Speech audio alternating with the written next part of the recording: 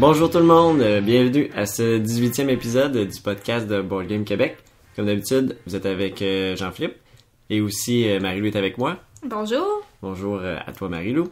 Épisode aujourd'hui assez chargé, chargé en fait. On veut parler des Golden Geek Awards qu'il y a eu récemment. Là, ça a été dévoilé cette semaine. Qu'est-ce qu'il a gagné comme jeu? Et aussi, on a deux belles expériences de jeu là, à vous présenter. Marie-Lou va vous parler de Robinson Crusoe, la deuxième édition qu'il y a eu justement. Ouais. Ça change pas vraiment, je pense, le jeu en tant que tel, mais ça ajoutait des composantes. Je vais en parler et tout ça. tantôt, mais il n'y a pas des grosses modifications. Ouais, Puis moi, je vais vous parler de Planétarium là, qu'on a reçu là, récemment aussi. Là, j'avais publié quelques photos par rapport à ça. Et on l'a essayé à 2 joueurs, puis je l'ai aussi essayé en solo. Donc, je vais vous parler de Planétarium dans nos expériences de jeu. Et aussi, notre projet québécois cette semaine, c'est un autre podcast. Donc, ça va faire découvrir un autre podcast québécois sur les jeux de société. Donc, je vous invite à rester jusqu'à la fin de l'émission là, pour savoir de quoi il s'agit. Mais avant de commencer, là, je voulais un peu... hier soir, on a enregistré une entrevue avec les gars de Jack Bro là, pour leur jeu Vikingar. Ça a vraiment été très plaisant. On a eu vraiment beaucoup de belles rencontres avec eux. Et on va vous présenter ça dans le prochain épisode qui va peut-être sortir là, à l'avance, comme celui-ci qui sort en retard. Là, mais Vous allez en avoir 2 collés. Ouais, c'est ça. Devenu un peu plus proche parce que leur campagne de financement va commencer le 20 mars. Et habituellement, on aurait été supposé sortir l'épisode le 22 mars. Donc peut-être 2 jours d'avance. Là. Ça va être à surveiller sur notre page. Là. Vous allez voir ça passer sur notre page Facebook aussi, sur iTunes, là, si vous êtes abonné. Ou les autres plateformes aussi, vous allez voir ça passer en temps et lieu.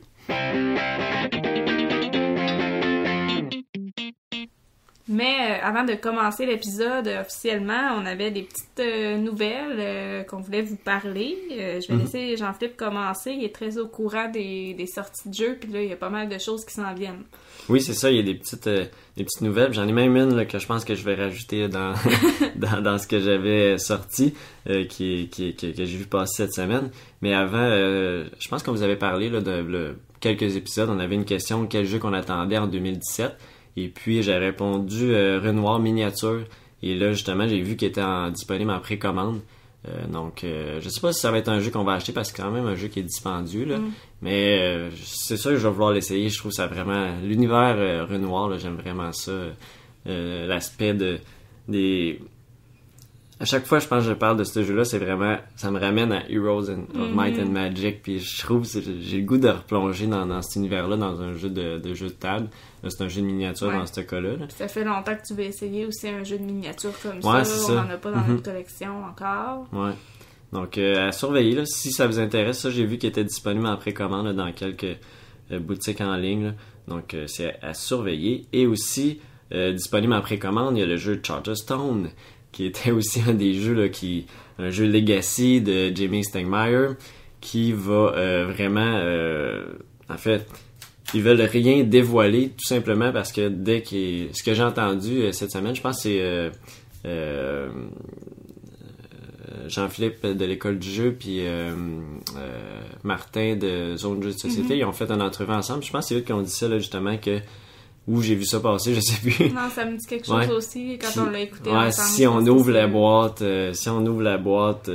juste ouvrir la boîte, ça fait déjà des spoilers. Fait qu'ils veulent vraiment rien dévoiler par rapport au jeu. Et là, j'ai vu qu'il était disponible déjà en précommande.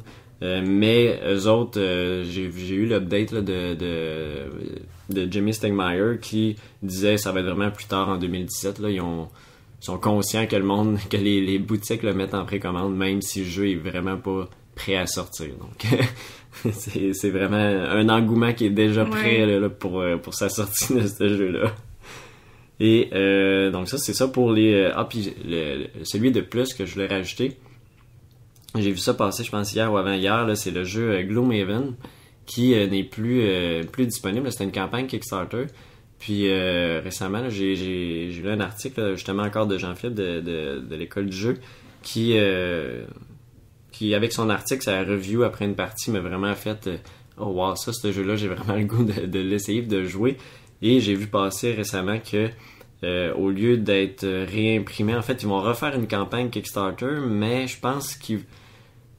À ce que j'ai compris, je pense que ça sera pas le jeu principal, mais tu vas pouvoir l'acheter. Ah, ok. En tout cas, c'est ce que je vais revérifier mes trucs par rapport à ça, là, mais c'est ce que j'ai cru comprendre, là, ce que le monde avait l'air à dire. Là, ça venait de Reddit, là, cette info-là, donc du monde qui ont vu ça passer.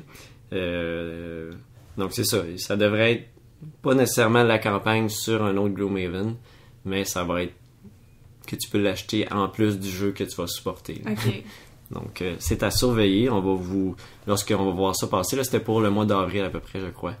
La prochaine campagne, là, on va pouvoir la voir. Puis pour une sortie au mois d'août, là, je pense, quelque chose comme ça. Là.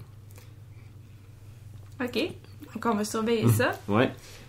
De mon côté, je voulais vous parler un petit peu des gagnants de l'As d'or, qui est des prix qui sont dévoilés là, dans le cadre du Festival de Cannes. Ça a eu lieu le 23 février dernier. Mm-hmm. Et Jean-Philippe en avait parlé là, dans un épisode du podcast. Donc, je voulais vous présenter finalement les gagnants de ces prix-là. Donc, dans la catégorie enfants, c'est le jeu avec le nom qui nous faisait bien rire, Ouais. Kikou le coucou, qui a remporté le prix. Pour la catégorie jeu de l'année, c'est le jeu Unlock qui a gagné. Mm-hmm. Je pense que ça a fait un petit peu de controverse sur Internet. Ouais, ben c'est ça un peu, parce que ce que je voyais le monde dire, c'est qu'en fait, le jeu était pas nécessairement sorti complété lorsqu'il est évalué par les juges, donc c'était pas nécessairement... C'est ce que j'ai cru comprendre là, avec mes petites recherches que j'avais vu passer par rapport à ça. Là. Donc c'est sûr, ça sème un peu la controverse quand le jeu est pas nécessairement fini, mais c'est lui qui gagne le jeu de l'année. Où est la logique, mais en tout cas, c'est un jeu qui est en train d'avoir un bon hype aussi là, par rapport à... Tu sais, c'est les escape rooms, c'est de plus en plus en vogue dans les dernières années quand même. Fait que c'est un jeu qui représente ça. Ouais, en tout cas, moi, ça m'intéresse beaucoup là, parce qu'on en a fait des escape rooms, puis j'ai vraiment aimé l'expérience. Puis c'est vraiment le genre de truc qui m'accroche, là, un peu dans le style meurtre et mystère ou enquête, tu sais, tout ce qui est scénario comme ça qu'on joue, j'adore ça. Fait que, en tout cas, moi, c'est sûr que je veux l'essayer à un moment donné. Ouais, moi aussi. La seule crainte que j'ai peur d'avoir trop d'attentes parce que l'escape room, t'es dans la room. Puis le dernier qu'on a fait, escape room là, à Québec, là, c'était vraiment immersif. C'était fou. C'était intense. Là, c'était le plus beau, je pense, qu'on avait fait jusqu'à maintenant. Là. C'était vraiment... Fait que j'ai peur que ce jeu-là fasse mais pas assez. Ouais, il faut que ça... En tout cas. Faut que ça soit extraordinaire, disons. Ouais, c'est ça. Et finalement, pour la catégorie expert, ben le jeu qui a gagné, c'est pas trop surprenant, c'est le jeu Sight. Et justement, en parlant de Sight, je pense que Jean-Philippe, t'avais une nouvelle par rapport à Sight à nous présenter. Pas seulement une, mais deux nouvelles. Oh. Réimpression de Sight pour le mois de mars. Là, on est dans le mois de mars. J'ai pas revérifié. Là. Il doit être disponible peut-être dans certains magasins ou dans les prochaines semaines. Là. OK. Donc, c'est à surveiller, là, Sight en réimpression. Et aussi, Sight va être en format digital qui est prévu là, pour 2017, donc pour cette année, sous Android, iOS et PC. Okay. Donc, vraiment une version, en fait, pas comme... parce qu'on s'entend, le jeu, il se retrouve aussi sur Tabletopia, là, si vous connaissez un peu cette plateforme-là. C'est vraiment ça, un sandbox. Enfin, un sandbox, c'est que c'est vraiment, t'as le jeu et tu contrôles tout. Il n'y a pas d'automatisation comme sur Board Game Arena. Là. C'est vraiment comme t'as le jeu de plateau, mais il est sur une plateforme numérique où tu déplaces les pions, mais c'est tout toi qui fais quand même. Tandis que là, ça va être vraiment une version digitale où il y a l'air d'avoir une interface pour gérer toutes tes options, puis vraiment une interface digitale du jeu. Et ce que j'ai lu, ça va être développé par Knights of Unity.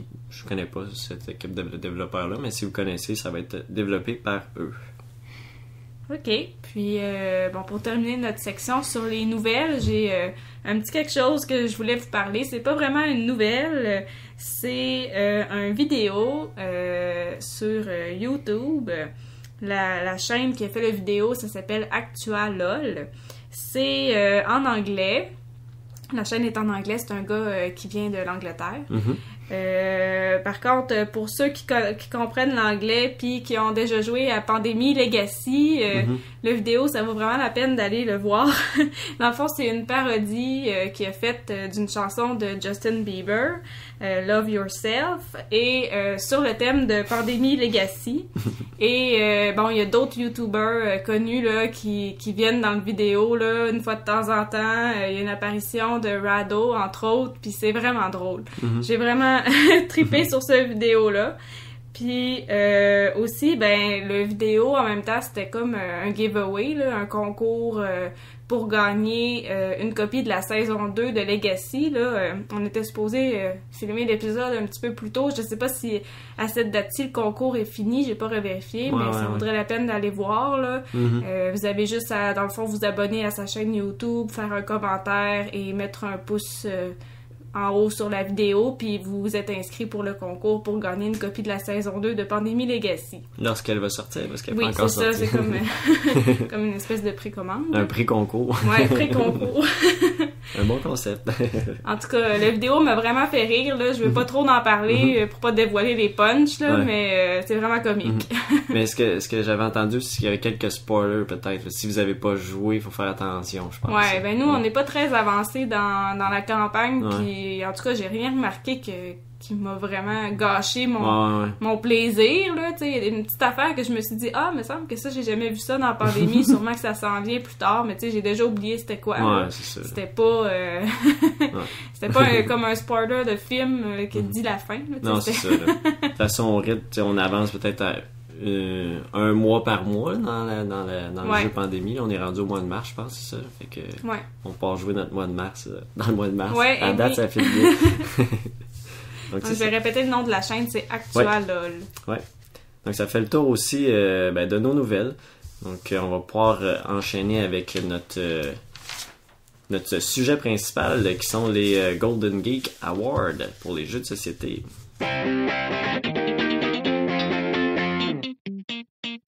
Oui, donc les Golden Geek Awards, c'est des prix qui sont décernés à chaque année par les utilisateurs du site boardgamegeek.com.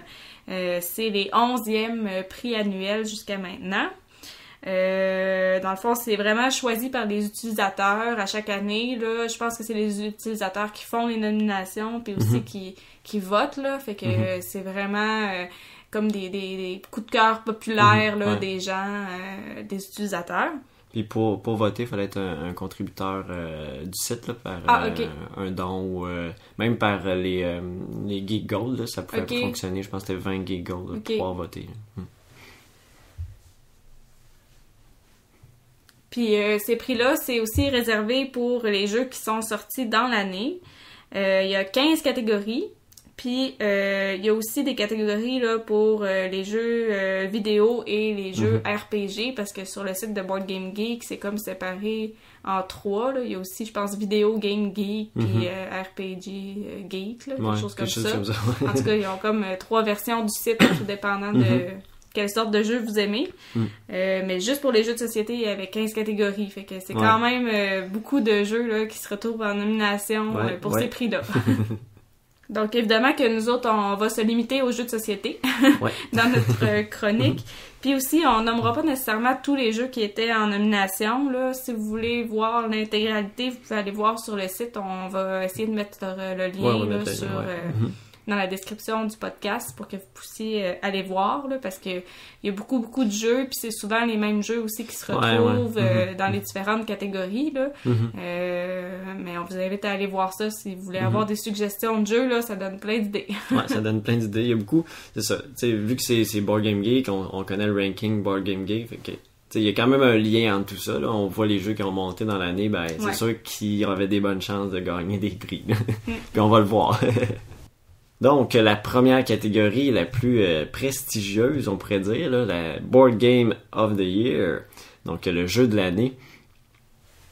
En nomination, en fait, il y avait Arkham Horror de Card Game, que c'est un jeu que celui-là, j'ai vraiment le goût de l'essayer. Je suis pas un fan de tout cet univers-là, Lovecraft, j'ai de la misère à savoir. Je suis pas un très fan, mais je trouve ce jeu-là, il y a justement plusieurs personnes que j'ai vu jouer vu d'en parler en fait, puis un jeu qui avait l'air très intéressant en solo surtout. Donc il était en nomination pour le jeu d'année. Ouais, puis en nomination aussi dans beaucoup d'autres catégories. Oui, effectivement. Oui, c'est ça. Ensuite, le jeu Captain Sonor, qui a l'air un jeu un peu Battleship, mais de grosses gangs. Un jeu qui a l'air aussi très intéressant, un peu plus de groupe, de party. Je sais pas effectivement party, mais un jeu assez de groupe. Ensuite, il y avait le jeu Clank. Clank que nos amis de chaîne YouTube, Jaune Jeu de Société, puis Professeur Board Game, là, qui en ont parlé de ce jeu-là, qui avait l'air très intéressant aussi, mais que j'ai jamais eu la chance d'essayer encore. Ensuite, il y avait aussi The Colonist. Colonist, un jeu qui je pense que j'en ai parlé dans un autre épisode, là, il est vraiment sur ma wishlist, ce jeu-là. C'est un jeu épique, là, on fabrique justement sa colonie, et un jeu que le plateau, en fait, où on va pouvoir faire nos actions, va s'agrandir au fil de la partie, au fil des âges, puis ça devient... si on joue les 4 âges complets, ça peut être un jeu qui va durer là, jusqu'à 6, 7, 8 heures de jeu. Donc un jeu vraiment épique, a l'air vraiment intéressant, mais on s'entend, ce genre de jeu-là, on les sort pas souvent, donc j'attends encore là, avant de l'acheter, peut-être de pouvoir l'essayer. Là. Je pense que même, je pense que Martin m'a offert là, justement d'aller le voir pour jouer à ce jeu-là là, de jeu de société. Quand il a fait son live, là, je pense que j'avais dit... quelque chose comme ça, là, j'avais dit j'aimerais ça que tu fasses une session de jeu solo de Colonist. Il m'a dit tu viendras l'essayer avec moi. Ok, ça serait intéressant parce que Colonist, il a vraiment l'air très très le fun. Donc c'est un autre jeu qui était en nomination pour le jeu de l'année. Ensuite, A Feast for Odin, l'autre le nouveau jeu en fait de Uwe Rosenberg, là, gros jeu de gestion avec je pense qu'il y a 51 actions possibles à chaque tour de jeu. Donc, un gros jeu de... On les connaît, les jeux de Rosenberg, ils aiment ça, mettre beaucoup d'options. Mais qu'on n'a pas eu la chance d'essayer non plus. Ensuite, il y a le jeu Flamme Rouge, qui est un jeu qui a eu quand même un bon hype en France, vu que c'est un jeu de vélo. Là. Le vélo est quand même assez populaire en France, là, on le sait, avec le Tour de France et tout ça. Donc, un jeu qui a l'air quand même intéressant aussi, mais je pense pas que c'est un jeu thématique qui m'attire pas nécessairement. Fait que je suis pas sûr que c'est un jeu que je vais essayer éventuellement. Je pense pas que toi non plus, Malou, c'est peut-être pas un jeu qui t'attire plus que ça. Là. Le vélo c'est vraiment pas quelque chose qui m'intéresse, là. Mais en tout cas, il est quand même nominé pour le jeu de l'année, là. Mais on verra peut-être si j'ai l'opportunité à un moment donné, mais je ferai pas nécessairement un gros détour là, pour jouer à ce jeu-là. C'est pas dans mes thématiques préférées. Ensuite, il y avait aussi Great Western Trail, un autre jeu qui est sorti en fin d'année 2016, si je me trompe pas. Peut-être même mi-fin d'année 2016. Un jeu... j'ai de la misère à décrire, là. Je pense que je peux pas rentrer dans les détails de ce jeu-là, mais une thématique un peu... un ranch, mais que tu gères un ranch dans le sud des États-Unis. Je pense qu'il y a du marchandage aussi à faire, là, d'où le trail, là, mais je pourrais pas rentrer plus dans le détail que ça. Un jeu qui m'a attiré au départ, mais on dirait, quand le hype est passé, on dirait qu'il a passé avec. Fait que, je sais pas si c'est un jeu que j'aimerais peut-être l'essayer, mais je pense pas que c'est un jeu que j'achèterais nécessairement. Là. Ensuite, il y a eu Innis aussi, qui était en nomination. Un jeu que j'ai quand même vu beaucoup passer, mais on dirait qu'il m'a jamais accroché plus que ça, ce jeu-là. Ben, c'est parce qu'il y en a tellement des jeux intéressants qui ont sorti cette année, puis il y a tellement eu de hype autour de toutes sortes de jeux, c'est dur de toutes les essayer. C'est ça. Mais lui, c'est le fun parce qu'il y a vraiment les tuiles, en fait, c'est des tuiles modulaires, mais avec des formes vraiment aléatoires. Là. Okay. Donc, vraiment un aspect intéressant dans ce jeu-là. Peut-être si j'ai la chance, en 2017, de l'essayer, ça serait vraiment intéressant aussi. Le prochain, lui, c'est un jeu que la thématique m'attire beaucoup. The Manhattan Project Energy Empire. Donc, un jeu à thématique guerre nucléaire un peu.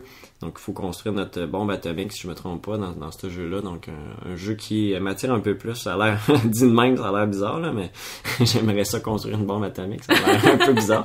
Mais je trouve, je sais pas, c'est la thématique qui m'attire encore là, un peu...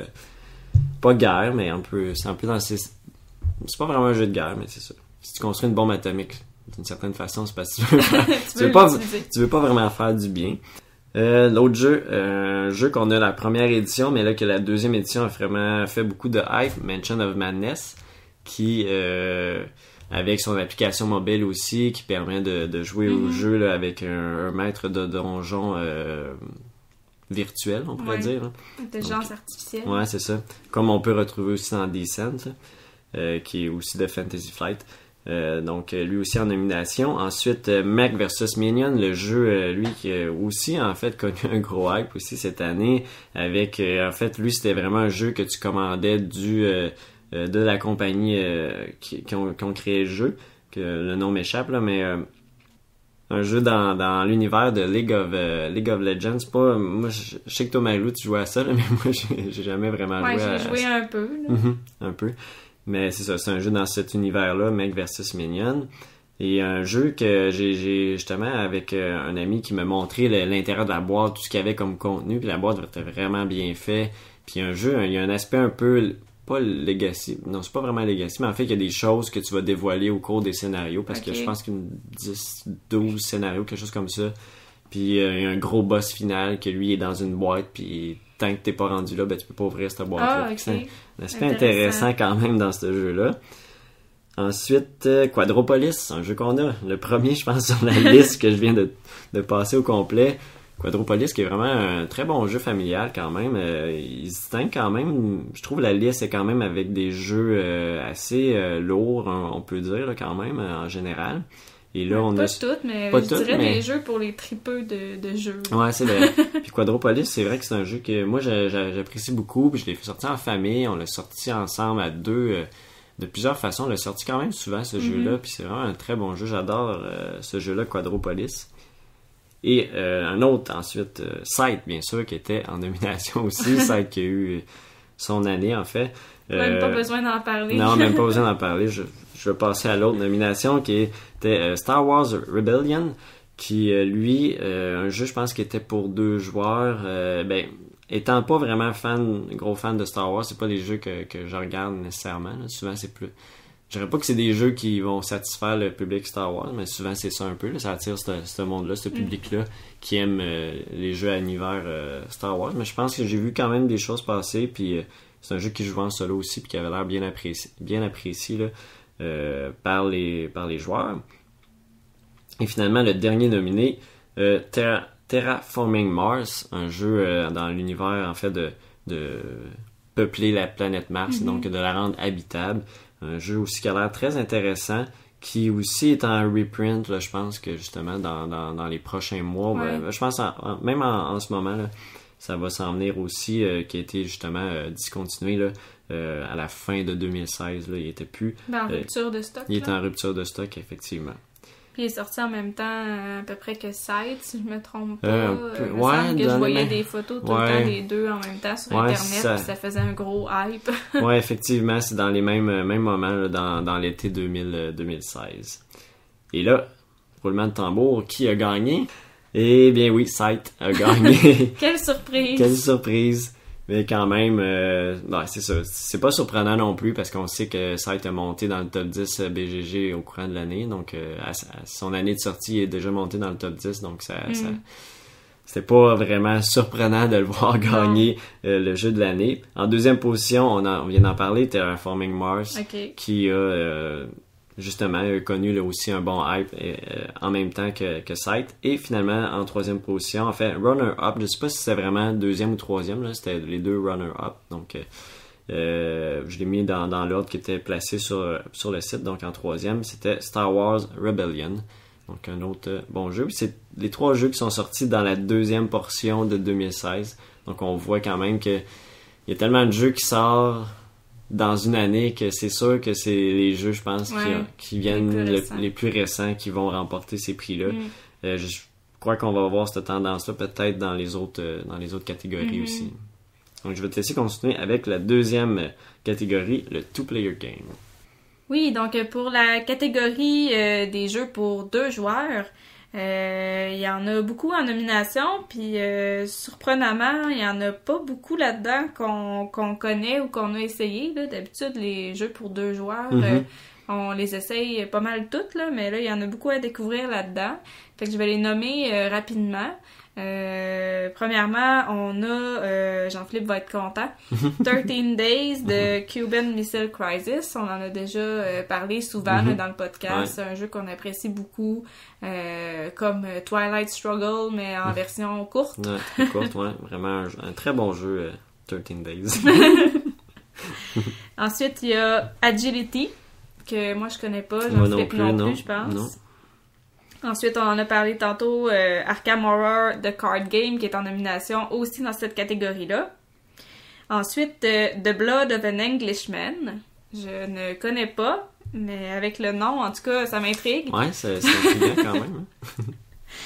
Hein. Ensuite, il y a Anna Mikoji, que je connais pas non plus. Non plus. Hands in the Sea. Et il y a aussi Hero Realms, un jeu qu'on connaît, qu'on a dans notre collection, qu'on avait backé sur Kickstarter et qu'on a joué peut-être 3-4 parties. Ouais, c'est ça. Ouais, un jeu qu'il faudrait jouer plus souvent, justement. Un peu dans le même style que Star Realms, mais avec un autre thème. Ouais.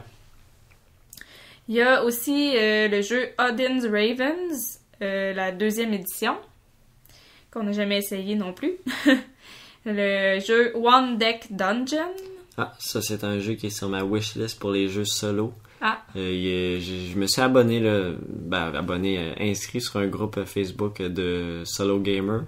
Et là, ça donne d'autres idées pour des jeux solo. Et c'est un jeu qui a eu du hype là, dans les dernières semaines. Là, vraiment, le monde était là. Ah, je l'ai acheté, je joue. C'est un jeu qui a l'air vraiment très cool. C'est pas un dungeon crawler, mais un peu dans le style là que t'incarnes ton héros. Tu peux faire des... Je t'aimerais vraiment ça. Tu peux l'évoluer, puis ça joue à 2 aussi, comme ça dit. Là, je pense que c'est un jeu qu'on apprécierait beaucoup. Peut-être qu'il serait dans les cordes là, que tu recherches des fois dans les dungeon crawlers. Je vais aller voir ça. Ensuite, toujours en nomination dans les catégories jeux pour 2 joueurs, il y a 2 jeux de Star Wars. Le jeu Rébellion et le jeu Star Wars Destiny. Il y a aussi le jeu Stronghold, 2e édition. Je sais pas si tu connais. Toi, non, j'étais allé voir un peu, ça m'intriguait quand même. Là. C'est un espèce de jeu protection de château là, à 2 joueurs, justement. Là, que il y en a un qui essaie de rentrer dans ton château. Là, je pense dans ce style-là. Là. OK. Il y a aussi TAK, T-A-K. Il me semble que ça me dit quelque chose, là, mais non, ça me dit rien. Ensuite, il y a Thunder and Lightning. Ça, c'est un jeu qu'à un moment donné, j'ai failli acheter pour toi en cadeau. Finalement, j'ai opté pour 18 minutes pour un empire. Mais ça m'intéressait quand même aussi. Là, il me semble la thématique, c'était un peu viking, si je me trompe pas. C'était pas tard dans ce style-là. Ça fait un petit bout déjà. Et le dernier, c'est Tides of Madness. Ça, c'est un jeu qu'on a essayé, je crois. Ouais, c'était Tides of Time qu'on a essayé, mais c'est dans, j'imagine, le même style. OK. Ouais, je pense que c'est la suite du jeu qu'on avait essayé. OK. Donc, on va dévoiler le gagnant, qui est Star Wars Rebellion. Oh! Donc, je pense que dans les jeux de Star Wars, même si c'est pas quelque chose qui nous rejoint nécessairement, ce serait peut-être un qu'il faudrait essayer. Ouais, effectivement. Ça a l'air assez intéressant. Là. Il est en nomination dans plusieurs catégories aussi, puis il joue à 2 joueurs. Fait que, en tout cas, moi, ça m'intéresserait. Là, comme introduction au jeu de Star Wars, je serais prête à l'essayer. Et les 2 autres jeux qui étaient finalistes là, dans cette catégorie-là, c'est Arkham Horror, le jeu de cartes, et Hero Realms. Très cool. Je vais te laisser continuer avec la catégorie travail artistique et présentation. Oui, alors dans cette catégorie-là, on retrouvait là, que ceux que je connais en fait, là, on va chacun, moi et Marie-Lou, parler des jeux qu'on connaissait un peu plus ou qui nous accrochaient un peu plus. Pour que ça aille un peu plus vite là, parce que sinon ça va prendre des heures. Vous parlez des 15 catégories, on a juste fait 2 là, ça fait quasiment 10 minutes, 10-15 minutes. Et donc le premier, Arkham Horror The Card Game, qui se retrouve encore là, un 3 en 3 là, déjà dans toutes les catégories. Ensuite, Mansion of Madness Second Edition, Meg vs Minion et bien évidemment Sight.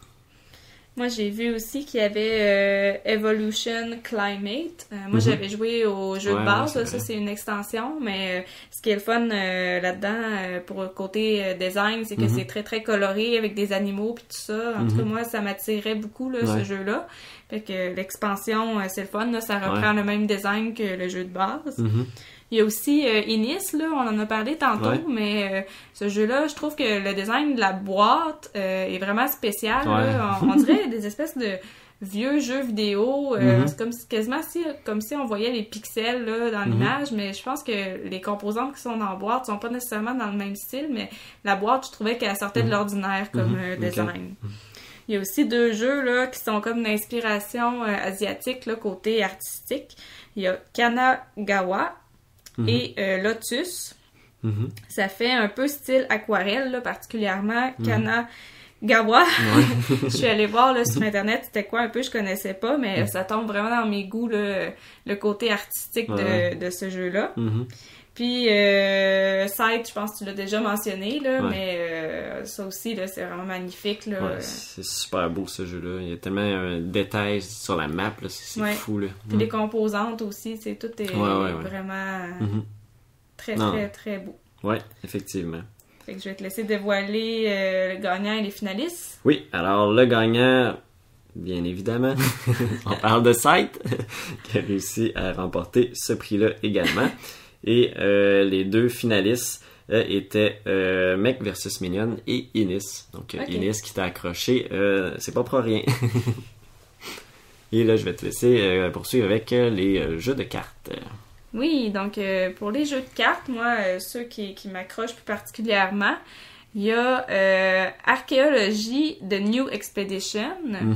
Moi, le jeu de base, je l'avais... Ben, pas le jeu de base, mais c'est comme une première version puis une deuxième version. Okay. La première version, je l'avais vue, je pense, l'année passée en magasin. Puis ça m'intéressait juste à cause de la thématique. Là, moi, l'archéologie, puis l'histoire, puis tout ça, ça me rejoint beaucoup. Puis là, j'avais regardé les reviews, là, les évaluations sur Internet, puis ils étaient pas très bien cotés. Mais là, j'ai vu qu'ils ont sorti comme une nouvelle version, fait que ça m'intéresse vraiment beaucoup. En plus que là, il est en nomination pour les prix, là, je pense que ça vaudrait la peine de l'essayer. Donc, ça m'intrigue beaucoup. Ensuite, un des jeux préférés à Jean-Philippe a été transformé en jeu de cartes et est en nomination dans cette catégorie-là. C'est Castles of Burgundy, The Card Game. Oui, un jeu que je dois m'acheter. En plus, il se joue en solo. Oh! Je pense qu'il est 15 ou 20 $. Je sais même pas pourquoi je l'ai pas acheté encore. Je comprends pas, moi non plus. Non, je sais pas. Ensuite, il y a le jeu Clank, qu'on a déjà mentionné plusieurs fois dans le podcast, là, qu'il faut absolument l'essayer bientôt. Ça m'intéresse beaucoup. Et un autre jeu aussi qu'on a déjà parlé, qu'on voulait essayer, c'est Harry Potter Hogwarts Battle. Et il y a aussi, dans cette catégorie-là, en nomination, le jeu Hero Realms, là, qui était aussi en nomination dans les jeux pour 2 joueurs. Et finalement, je mentionnerais Mystic Veil, qui est des cartes, mais aussi avec un petit plus. Là, il y a comme des pochettes en plastique pour mettre les cartes.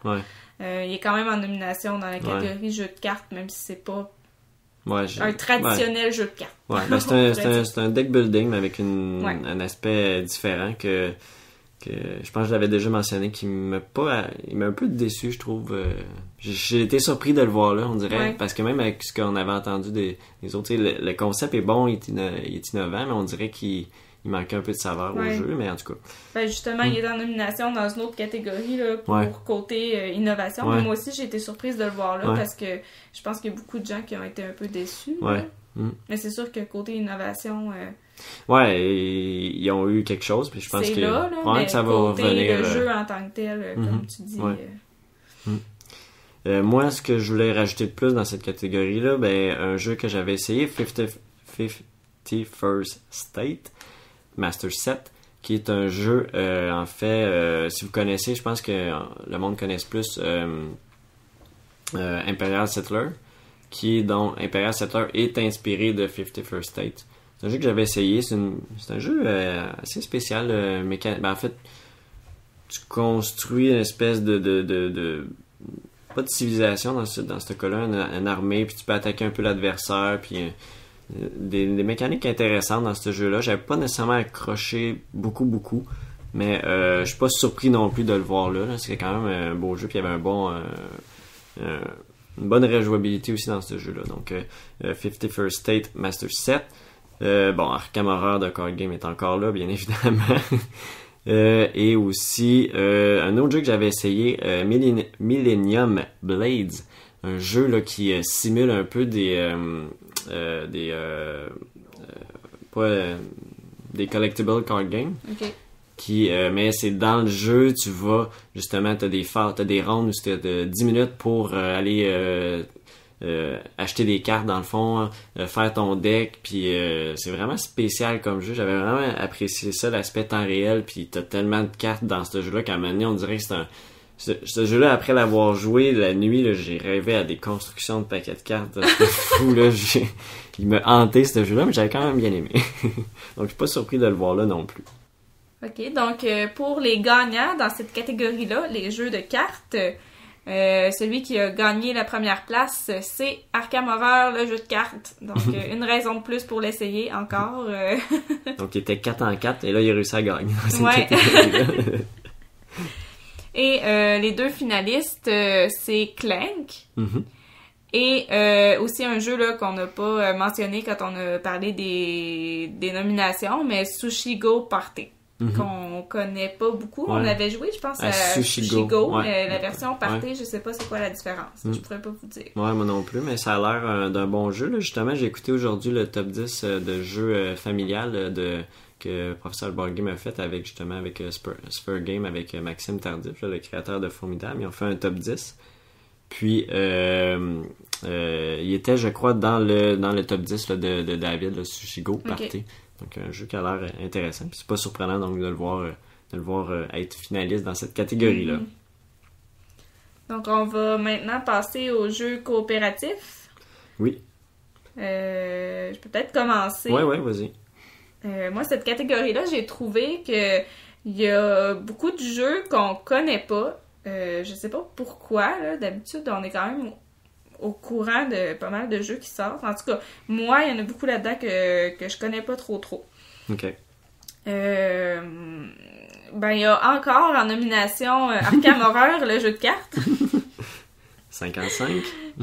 Ensuite de ça, il y a aussi Beyond Baker Street, qui est un jeu à thématique de Sherlock Holmes. Mm-hmm. Moi, depuis là, que j'ai entendu parler qu'il allait faire ce jeu-là, que je veux l'essayer, juste à cause de la thématique. Ouais. Là, moi, Sherlock Holmes, résoudre des enquêtes de Sherlock Holmes, j'aime vraiment ça, mais là, ce que j'ai compris par après, c'est que c'est pas nécessairement résoudre une enquête. Là, c'est vraiment c'est un jeu de cartes, genre, ouais. Puis t'as des indices, mais en fait, t'as pas... tu résous pas d'enquête. Ouais, en tout cas, je sais pas c'est quoi dans le jeu qui fait qu'on se sent comme Sherlock Holmes. Il va falloir que je l'essaye, c'est sûr, à un moment donné, juste à cause du thème, mais c'est pas ce que je pense, finalement. C'est un jeu que j'avais passé près de t'acheter, mais quand j'ai vu justement qu'il y avait pas cet aspect-là en quête, que c'était vraiment... Il y a une thématique, mais on n'avait pas l'air de la sentir. J'ai écouté une vidéo, puis non, j'étais pas sûr. Bon, ça serait à voir. Ouais, à voir. Bon, ensuite de ça, il y a aussi Harry Potter Hogwarts Battle et il y a aussi Mansions of Madness Second Edition. De mon côté, là, qui m'a marqué. Ouais. Moi, qu'est-ce que j'ai qui m'a le plus marqué dans ça, il y a Black Orchestra, qui est un jeu que j'ai essayé là, sur Tabletopia, qui est un jeu en fait de thématique Seconde Guerre mondiale, en fait, où on doit capturer, en fait, arrêter Hitler, là, arrêter dans ses plans, et sans se faire capturer là, par son équipe nazie, en fait. Il y a plusieurs de ses... je sais pas comment les appeler, mais ses collaborateurs, c'est ceux-là qui étaient vraiment ses bras droits là, dans son organisation, qui essaient de t'attraper lui aussi. Et c'est un jeu coopératif, vraiment la thématique m'inspire énormément. Là, si vous connaissez beaucoup les thématiques secondaires mondiales avec tout cet aspect-là, ça m'attire beaucoup. Puis en plus, ils ont lancé une campagne Kickstarter pour la réédition en fait du jeu avec quelques ajouts supplémentaire, là, mais je l'ai pas supporté quand même. Là. Je trouvais que le prix était peut-être un peu cher. Là. Je pense que ça va revenir moins cher en magasin au Canada. Des fois, c'est le prix US n'est pas avantageux. Et aussi, il y a Dead of Winter, The Long Night là, que vu passer. On avait déjà joué à Dead of Winter, mais on n'a jamais essayé cette extension-là. Un jeu intéressant, Dead of Winter, mais qu'on n'a jamais exploré plus que ça non plus. On a joué une fois, je pense. Ouais, c'est ça. C'était bien le fun. Là.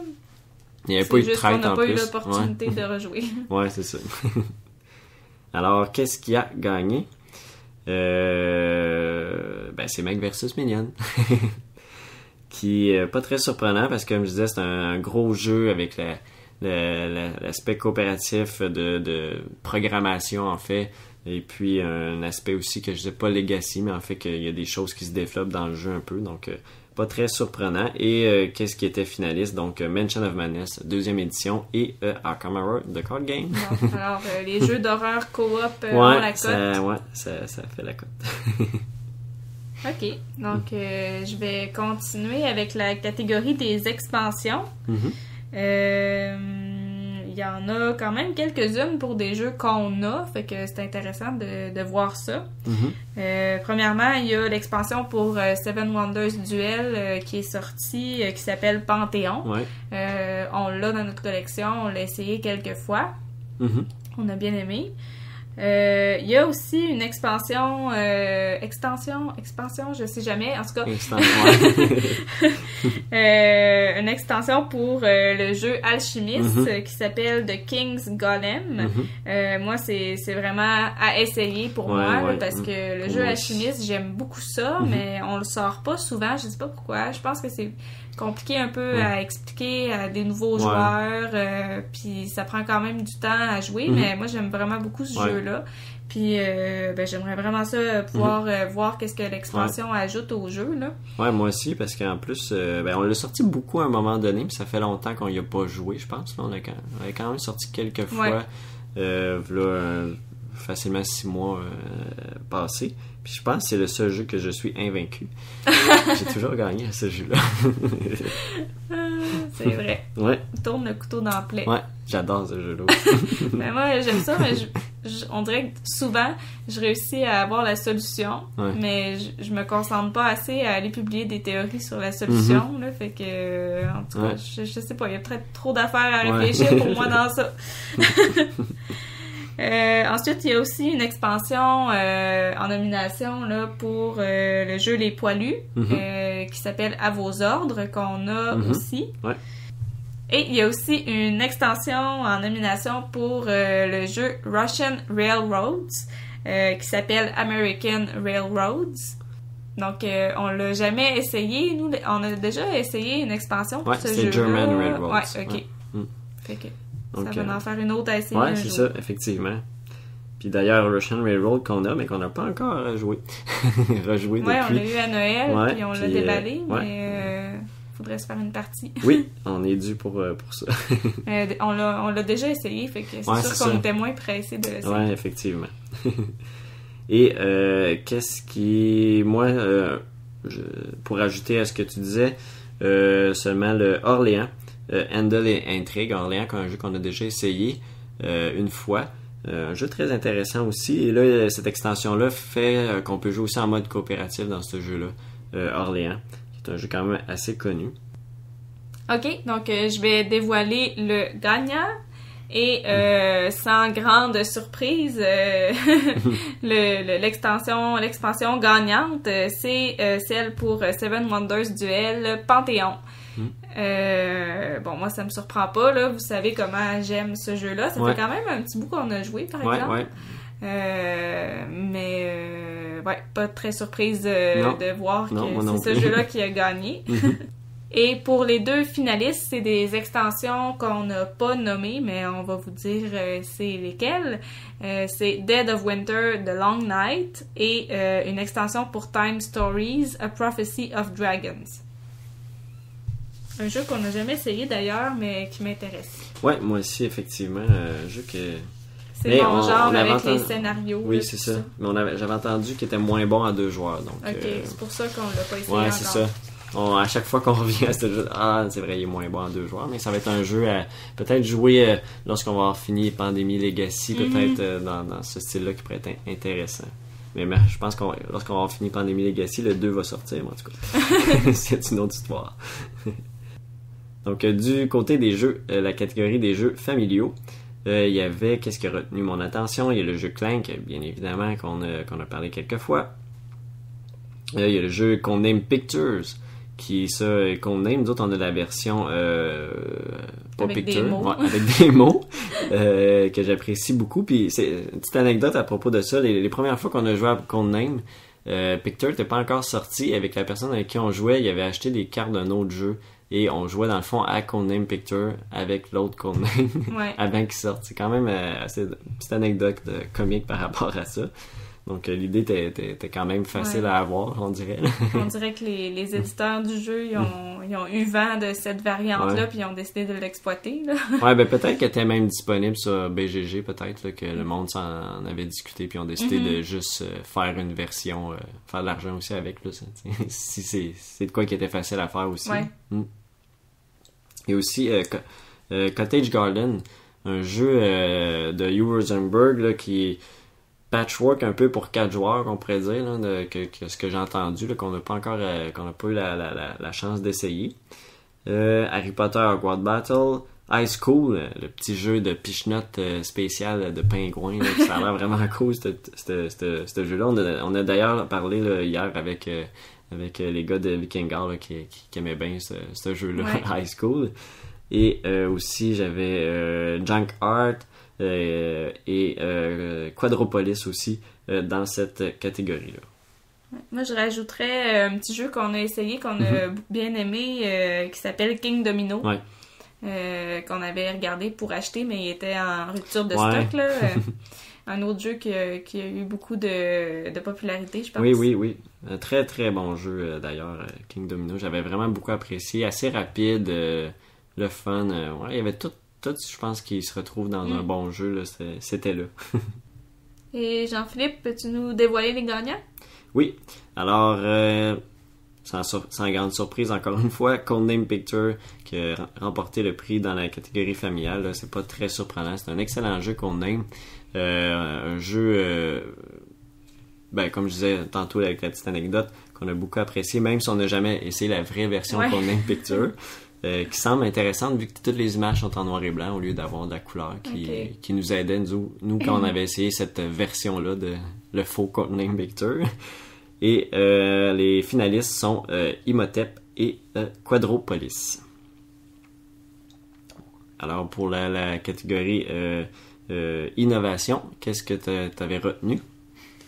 Moi, il y a Capitaine Sonore là, que tu as mentionné tantôt, que c'était comme une espèce de battleship réinventé. Moi, je trouve ça vraiment le fun comme concept, puis j'ai hâte de pouvoir essayer ce jeu-là.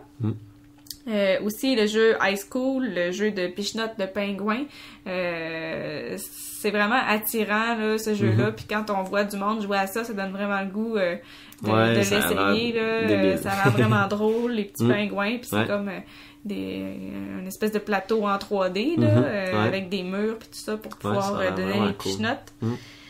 Il y a aussi, ce que j'ai parlé tantôt, le jeu Mystic Veil, là, qui utilise un système de petites pochettes en plastique qui est vraiment brillant, là, intéressant. Il y a aussi Sight, il y a beaucoup de gens sur le site là, de Board Game Geek qui disaient qu'ils comprenaient pas pourquoi il était nommé dans cette catégorie-là. Je veux dire, oui, c'est un bon jeu, mais le côté innovation, ça serait quoi? C'est comme un placement d'ouvrier, on sait pas trop. Là, c'est un plateau, mais il n'y a rien d'innovant non plus là-dedans. Ouais. Peut-être non, je pense qu'il n'y a rien vraiment qui était si innovant que ça. C'est juste qu'il a rassemblé plusieurs choses ensemble. Mais... Ouais. Peut-être le fait qu'il faut changer d'action à chaque tour. Encore là, je pense pas. Je sais pas. Il faudrait que quelqu'un m'explique ça. Donc, Jean-Philippe, toi, y en a-tu d'autres jeux là-dedans qui t'avaient... ce qui avait sorti, c'est sûr Mansion of Madness Second Edition, je pense à cause de l'application. Millennium Blade, probablement juste avec l'aspect peut-être de rendre du collectible card game dans une expérience unique. Je pense que c'est peut-être ça qui trouvait l'aspect intéressant. Donc c'est ceux-là que j'avais ressortis. OK. Et veux-tu dévoiler les gagnants? Oui, alors le gagnant, Captain Sonar. Donc ça c'est le fun. Un jeu, je crois qu'il y a une belle innovation là-dedans, j'imagine. On l'a jamais essayé, mais ça a l'air vraiment très cool, cet aspect-là, Battleship réinventé, je sais pas trop, là. Ça va être essayé, là. Je veux pas dire de niaiserie non plus. Et côté finaliste, Sight. Je pense qu'il y a trop eu de hype, là. Ouais. Il y a peut-être un problème à ce niveau-là. Et un autre qu'on n'avait pas nommé, Vast the Crystal Caverns. Je pense que c'est un jeu que j'avais vu passer là, sur Kickstarter. Okay. Mais je peux pas donner plus de détails que ça. Je le connais pas non plus. Ouais. Donc, on va maintenant passer au jeu de party.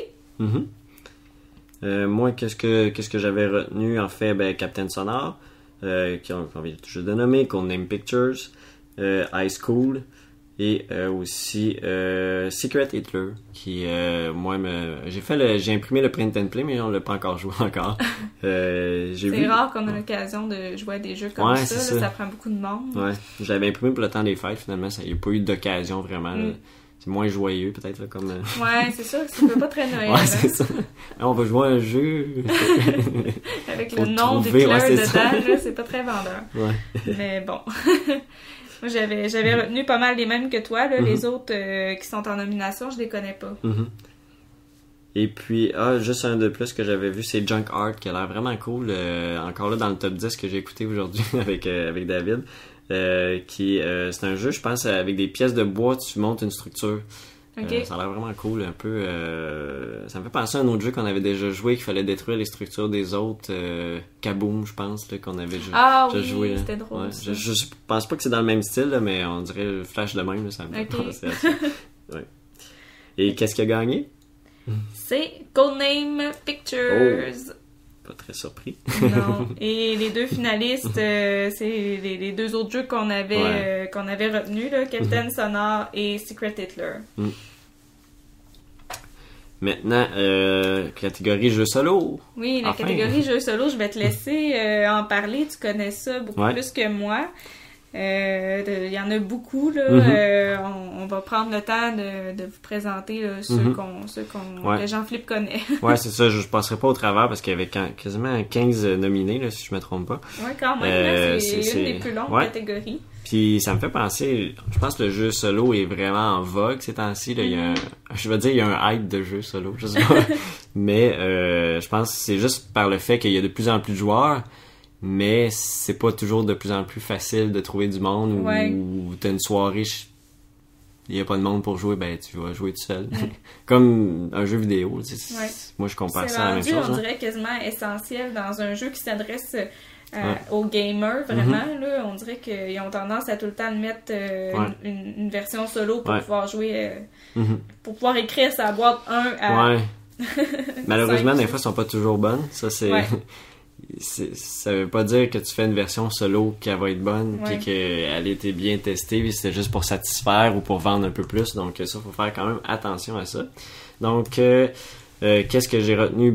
Arkham Horror de Card Game qui est en nomination ici, qui a l'air vraiment très intéressant aussi. The Castle of Burgundy de Card Game, bien sûr celui-là faut que je l'achète, je pense, j'ai pas le choix. De Colonist que j'ai parlé tantôt, mais lui, j'ai relu par après là, pour la version solo, que c'était une version en fait que tu faisais juste faire le plus de points possible. Donc il y avait pas de... Moi j'aime vraiment bien les versions solo où tu te bats contre un adversaire, une intelligence artificielle, que c'est pas justement de faire le plus de points possible, de battre ton meilleur score à chaque fois. Donc de ce côté-là, c'est un peu ça qui m'a freiné à l'acheter, mais je pense que le monde apprécie quand même bien ceux qui sont fans de ça, de version solo où il faut faire le plus de points possible. Ensuite, il y a de Comancheria, The Rise and Fall of the Comanche Empire. Celui-là m'a attiré juste par la thématique là, qu'on est en fait on est du côté des Premières Nations en fait dans un jeu qui se déroule en Amérique. Et on est de leur point de vue, en fait, Au lieu d'être du point de vue attaquant, en fait, de colonisateur, ben en fait, on est du point de vue des Premières Nations. Donc ça m'intéressait beaucoup. Puis c'est un jeu qui est uniquement en solo. Donc qui se joue pas à plus qu'une personne. Ensuite, il y avait aussi un jeu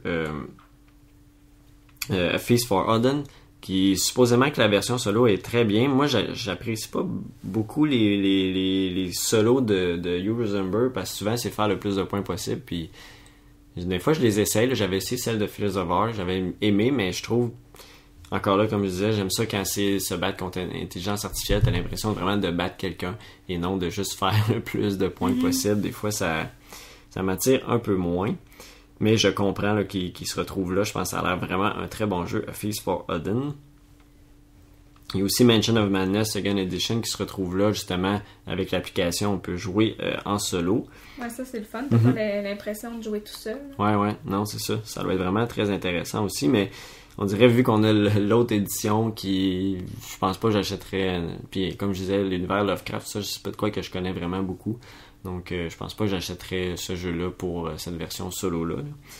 Peut-être que toi, c'est de quoi qui t'attirait un peu plus, là? Ben, moi, Mansions of Madness, j'aurais vraiment beaucoup aimé ça, le jouer avec 3-4 autres joueurs pour pouvoir voir c'est quoi l'expérience, parce qu'on l'a toujours joué à 2, mais là, vu qu'il y a un maître de donjon, puis que l'autre personne, on l'a juste joué avec un personnage... dans le fond, un personnage contre le maître de jeu, mais c'est pas assez. Ça prendrait au moins 2, même 3 personnages pour pouvoir faire les scénarios. Ouais. Sinon, on dirait que c'est comme voué à l'échec. Fait que on a essayé de jouer 2-3 fois, mais c'était comme pas concluant à 2, puis on dirait qu'on l'a comme mis de côté. Mais moi, ça m'intéresse encore, là, ce jeu-là. Ouais, c'est un jeu qui... C'est comme faut résoudre un scénario, résoudre une enquête, fait que ça tombe dans mes goûts, ça m'intéresse encore, puis avoir su, c'est sûr que j'aurais attendu, puis j'aurais préféré acheter l'autre édition. Mais là, est-ce que j'ai le goût de dépenser, je pense que c'est au-dessus de $100 pour ça, tu sais, quand on a déjà le jeu puis qu'on le sort presque jamais, je sais pas. À voir. Ouais, à voir. Et aussi, en nomination, dans les jeux solo, One Deck Dungeon, là, que j'ai parlé tantôt, là, qui a eu un petit hype là, dans les derniers temps par rapport à ça, qui est d'ailleurs, je pense qu'il est plus, il était out of print, peut-être pas out of print, mais en tout cas, je le trouvais plus dans certains magasins. Là. Je pense que je me suis mis sur une liste d'attente pour, pas une liste d'attente, mais une liste qui va m'avertir quand il va être de retour. Et ensuite aussi Sight, que j'ai beaucoup apprécié la version solo de ce jeu-là, il est vraiment magnifique. Et là il y a vraiment moi j'aime bien le système d'Automa Factory qui se retrouve aussi dans Viticulture, qui est un autre jeu de Jamie Stegmaier, qui font un automa avec des cartes qui gèrent justement le joueur artificiel, l'intelligence artificielle, qui est vraiment très bien fait. Et ça me surprend vraiment pas de le voir là. Et finalement, il y a aussi Terraforming Mars, qui est aussi supposément un très bon jeu solo là, que je vois souvent passer le monde y jouer, mais c'est un jeu que j'ai jamais eu la chance d'essayer encore. Alors, qu'est-ce qui a gagné, d'après vous? Et oui, c'est Sight qui a gagné cette catégorie-là, puis j'ai vu passer dans les derniers jours le monde ça là. Est-ce qu'il mérite vraiment de gagner? C'est sûr qu'il y a des jeux avec gros hype comme ça, des fois ça crée un peu plus de polémique parce qu'il y en a qui l'aiment vraiment pas, il y en a qui l'aiment beaucoup. Mais moi, de mon côté, je suis pas surpris, puis je pense que je suis totalement en accord avec ce choix-là. Et du côté des finalistes, on avait Terraforming Mars et Arkham Horror de Card Game. Donc encore là, pas très surpris à ce niveau-là. Alors, pour les jeux de stratégie, qu'est-ce qu'on a comme finaliste, Marie-Lou? Oui, donc dans cette catégorie-là, il y a vraiment beaucoup de jeux intéressants. Là. C'est sûr que pas mal tous les jeux ont un côté stratégie, fait que c'est assez large comme catégorie. Mais bon, ceux qu'on retient, il y a entre autres The Colonist, que t'as déjà parlé. Là, c'est plus toi là, qui l'a dans ta mire ces temps-ci. Il y a aussi A Feast for Odin, le jeu de Hugh Rosenberg, qui a l'air super intéressant. First Class, All Aboard the Orient Express. Moi, c'est un jeu que je veux vraiment essayer, celui-là. Il m'attire beaucoup. La thématique a l'air le fun, puis C'est-tu Hugh Rosenberg, ça? Non, Stefan non. Feld? Non, c'est un jeu, en fait, je sais pas si c'est le même créateur que Russian Railroad. Ah, ok, c'est ça. Qui est un Russian Railroad, est-ce que j'ai entendu, mais plus simple, avec des cartes différentes, en tout cas. Ça avait l'air très, très, très bien. Ouais, puis on n'en entend pas beaucoup parler, mais je le voyais toujours au magasin, puis il me tape dans l'œil, celui-là. Il y a aussi Great Western Trail et Innis, qu'on a déjà mentionné dans d'autres catégories.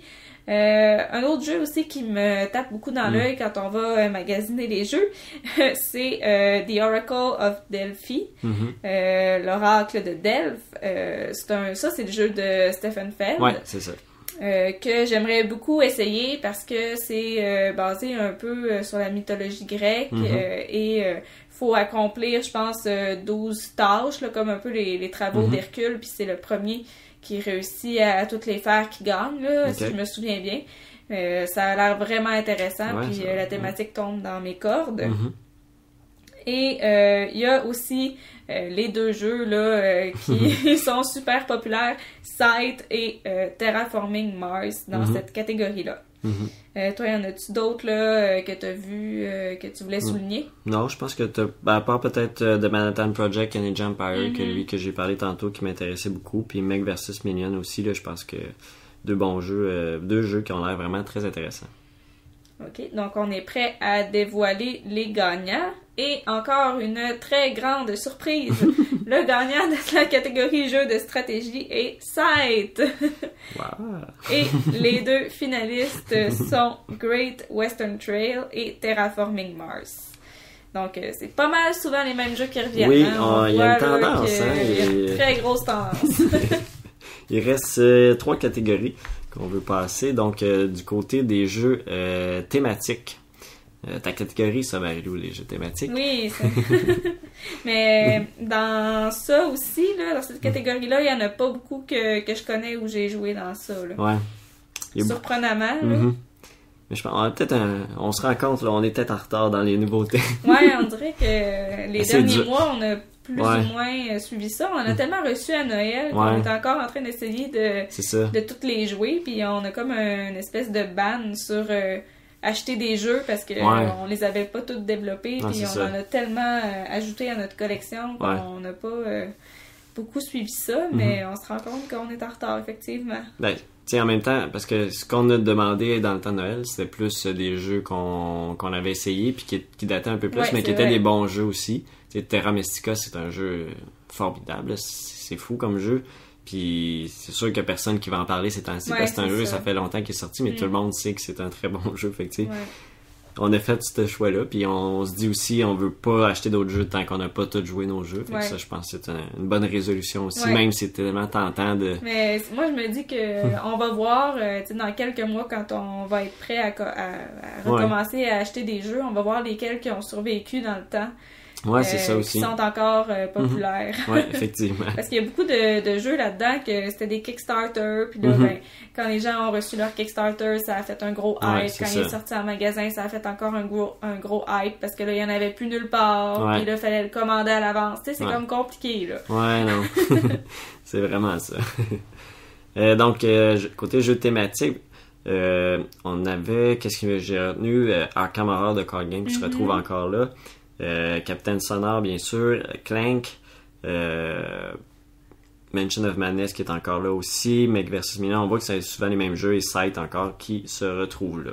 Et toi, qu'est-ce que tu avais plus remarqué? Moi, je soulignerais le jeu Conan, une thématique que je pense qu'il n'y a pas d'autres jeux qui abordent. Là. Je connais pas beaucoup cette histoire-là, mais ça me semblait intéressant. Puis c'est un jeu avec beaucoup de figurines, tout ça. Ça a l'air vraiment intéressant à découvrir comme thématique. Ouais, lui, il y a eu quand même un hype en France, là, parce que c'est fait par un créateur français, là, j'oublie son nom. Mais ce qui me rebute, c'est quand je vois le prix, 150, 160 $, je vois, on dirait que j'ai pas le goût. Là. Puis il y a eu un gros hype, puis là on n'entend plus pantoute parler. Ouais, fait c'est ça. Peut-être que finalement c'était correct, c'était pas le jeu gros top. Ouais, mais il y avait beaucoup de figurines, là, ça explique le prix. Là, mais... Ouais, non, c'est ça. Là. Donc, alors... pour les gagnants, devinez, c'est quel jeu qui a gagné encore? c'est Scythe. Oui. Mais pour cette catégorie-là, je suis plus en accord là, que pour les jeux innovateurs, parce que la thématique de Scythe, c'est vraiment spécial. Là, comme je l'avais déjà dit, c'est comme un mélange de toutes sortes d'affaires, de guerres et de peuples qui se mélangent et qui forment des races avec des animaux aussi associés. C'est un peu spécial. Thématique après-guerre mondiale, mais... J'ai pas trop compris comment ils ont fait pour inventer ça. Ouais, non, c'est assez spécial. Et les deux finalistes, c'est Mansions of Madness Second Edition et Star Wars Rebellion. Du côté des wargames, des jeux de guerre, c'est pas des jeux qu'on joue beaucoup. Moi, j'aime ça, les jeux de guerre, mais c'est souvent des longs jeux, puis souvent, j'ai pas les personnes avec qui jouer. Là. C'est pas un... Je sais que Marie-Lou, tu veux pas tout le temps te lancer dans ce style de jeu-là. Des fois, ça t'attire moins, les jeux plus guerre. Là. Je pense pas que je me trompe. Non, ça dépend, là, mais non, c'est pas ma thématique préférée. Donc, il y en a trois, en fait, que j'avais un peu plus ressorti. Il y a le Comanchera, The Rise and Fall of the Comanche Empire. Là, c'est le jeu que je parlais tout à l'heure, là, qui du côté des Premières Nations, on incarne cet aspect-là, ce point de vue-là, donc qui m'attire beaucoup aussi. Il y a Falling Sky, The Gallic Revolt Against Caesar, qui est un jeu dans la thématique de la Rome. Peut-être que ce jeu-là t'intéresserait, Marie-Lou. Et finalement, il y a The Warfighter, de World War II Tactical Combat Guard Game, que j'avais manqué supporter là, sur Kickstarter, qu'un jeu qui avait l'air vraiment très le fun, là, que tu sélectionnes tes unités, puis ensuite tu pars vraiment dans le champ de bataille, puis tu as des différentes étapes à affronter pour réussir la mission. Ça va l'air vraiment très cool. Puis il y a plusieurs variantes, pas variantes, mais en fait de versions de Warfighter. Là. Il n'y a pas seulement la World War II qui existe, mais c'est elle qui est sortie en 2016. Et qu'est-ce qui a gagné en fait? C'est Falling Sky, The Gallic Revolts Against Caesar. Et les deux finalistes sont Comanchera et aussi un jeu que j'ai pas mentionné, je ne connais pas, c'est Liberty of Death, The American Insurrection. Ok, fait que ça va te donner des idées de jeux de guerre. Oui, j'ai tout à regarder un peu plus. Qu'est-ce que ça... Il y en a beaucoup là, que j'ai pas nommé qui m'intéressaient aussi. Là. Ok, donc on va maintenant terminer avec la catégorie du meilleur podcast. C'est tous des podcasts en anglais qui sont en nomination, évidemment. Puis je vais te laisser les présenter parce que moi, personnellement, j'en écoute pas d'autres podcasts de jeux, mais je sais que toi, t'en écoutes régulièrement. Puis qu'il y en a beaucoup là-dedans que tu connais, donc vas-y. Ouais, dans ceux que je connais, que j'ai écouté ou que j'écoute, ou que j'ai découvert en lisant la liste puis en disant « Ah, celui-là, il a l'air intéressant ». Donc, il y a le Brawling Brothers Board Gaming Podcast, qui est un podcast que j'écoutais, mais que je n'écoute plus parce que c'est plus... souvent, ils parlent pas beaucoup de jeux. Il y a beaucoup plus d'animation humoristique, un peu plus show du matin. Souvent, ils se font qualifier de ça, de show du matin, d'humour, mais qui parlent de jeux de société en même temps. Là. Donc, puis des fois, ça prend une demi-heure avant qu'ils parlent d'un jeu. Je trouve ça un peu long, donc j'ai un peu décroché. Mais si vous aimez ça, les deux gars qui animent ça sont vraiment très dynamiques. C'est très... je sais pas comment dire ça. C'est pas flashy, mais en tout cas, c'est très... c'est morning man. C'est ça, là, je sais pas trop comment le décrire, mais ouais, c'est vraiment ça. Si vous aimez ce style-là, je pense que vous allez beaucoup apprécier. Il y a Heavy Cardboard, que lui, j'écoute... religieusement en fait à chaque épisode, qui vraiment, eux autres parlent de heavy game, de war game. War game, ils en parlent plus nécessairement beaucoup, mais ils parlent beaucoup de heavy game, que j'apprécie beaucoup. Ensuite, il y a Low Player Count, que je viens toujours de découvrir en faisant la liste, puis en fait c'est un podcast qui est plus dédié aux jeux solo et 2 joueurs, donc ça c'est intéressant d'entendre parler de jeux qui se jouent à bas nombre de personnes. Et finalement, il y a aussi Rado Talks True, qui est en fait le podcast de Rado, qui dure environ souvent 2 à 3 heures son épisode, mais en fait un par mois. et il parle de plein d'affaires, là, de plein de jeux de société. C'est vraiment, j'aime vraiment ça, ce podcast-là, parce qu'il en parle de beaucoup de jeux dans le même épisode. Okay. C'est ce que j'aime bien. Donc, quels sont les podcasts, en fait? Quel est le podcast qui a gagné? C'est un podcast que je n'écoute pas, mais que je vais peut-être écouter. Mais là, ma liste de podcasts commence à être très longue. Je commence à me manquer de temps pour écouter tous les podcasts que je voudrais écouter. C'est Shut Up and Sit Down de podcast, qui est aussi un site, je crois aussi, qui font aussi des reviews, puis ils font aussi des vidéos, Shut Up and Sit Down. Donc, c'est peut-être de quoi que je vais aller regarder dans les prochaines semaines, prochains mois, lorsque je vais avoir un peu plus de temps. Et aussi les finalistes, le Rado Talks True et Ludologie, que je ne connais vraiment pas, là, puis je vais sûrement aller voir aussi, là, s'il a gagné, probablement qu'il est très bon aussi également. Et donc, c'est ce qui fait le tour aussi là, pour tout ce qui est des Golden Geek Awards. Là, je pense qu'on a fait assez le tour. Puis, est-ce que tu avais quelques petits mots en terminant, Marie-Lou, par rapport à ça? Non, ben là, peut-être juste mentionner que Site, j'ai pas compté là, le nombre de catégories qu'il a gagné, mais c'est assez impressionnant, là. Ouais. Mais je sais pas, là, me semble que... Est-ce qu'il y a vraiment un jeu qui mérite de gagner dans autant de catégories? Ouais. C'est sûr qu'on voit que c'est à cause de sa popularité, là... Je sais pas si c'est totalement mérité de rafler autant. Non, je suis d'accord avec toi, là. Ouais. Puis je pense que ce que je te parlais, puis je pense que j'en ai parlé un peu au début de cette chronique-là, c'est qu'on voit beaucoup qu'il y a des jeux qui sont sortis de la deuxième moitié de 2016. Ouais. Là. Des jeux qui sont sortis en début d'année. Il y avait Quadropolis, là, je pense que lui qui faisait quand même plus longtemps que je sais. C'est sûr qu'il y a des jeux, on connaît pas tous les jeux, il y a énormément de jeux, on le sait, là, il y en a des tonnes qui sortent à chaque année. Donc, c'est ce qui fait le tour là, pour les Golden Geek Awards 2017. Donc, c'était la 11e édition. On espère que vous avez apprécié ça, qu'on passe au travers de tout ça, puis qu'on vous donne un peu nos commentaires par rapport à tous ces jeux-là. On a parlé de beaucoup de jeux dans cette chronique-là. Oui, puis on aimerait savoir votre opinion, là. Est-ce que vous êtes d'accord avec ces gagnants-là? Est-ce qu'il y a des jeux que vous pensez qu'ils auraient dû gagner là, dans des catégories ou qui méritaient pas de gagner? Dites-nous ça sur Facebook. Envoyez-nous un message sur notre site. On aimerait vraiment ça savoir qu'est-ce que vous en pensez. Oui, effectivement, ça serait très, très le fun d'avoir votre opinion là-dessus. Alors, pour nos derniers achats, comme on le disait un peu tantôt, là, on est assez limité dans nos achats dernièrement, en fait, parce qu'on veut tout jouer ce qu'on a reçu, ou on a aussi reçu beaucoup de Kickstarter, donc ça nous fait d'autres jeux de plus à essayer. Et qu'est-ce qu'on a reçu, en fait, qu'on a acheté, c'est Robinson Crusoe de Adventures on the Curse Island. En fait, c'est un jeu qui était que j'ai donné à Marie-Lou à Noël, mais c'est juste que je l'avais précommandé, puis ça a été long avant tout le processus de le recevoir et tout.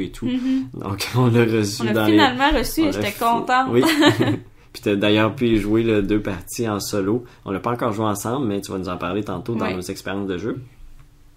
J'en ai profité en même temps de recevoir Robinson pour mettre dans la commande, dans le shipping qui arrivait avec ça, V-Commando, parce que ce jeu-là il m'avait vraiment beaucoup attiré et je suis vraiment pas déçu de mon achat. Ça va être un jeu que je vais vous parler dans, pas cet épisode-ci, mais dans un épisode futur, c'est certain.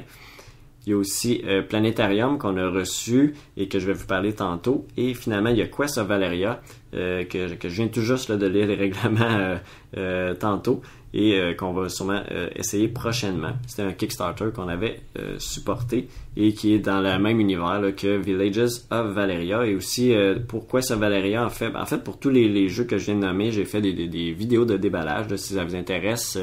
de voir en fait qu'est-ce qui se retrouve dans ces boîtes-là. Je vous invite à aller voir notre chaîne YouTube pour ça. Donc ça fait le tour des derniers achats qu'on a fait.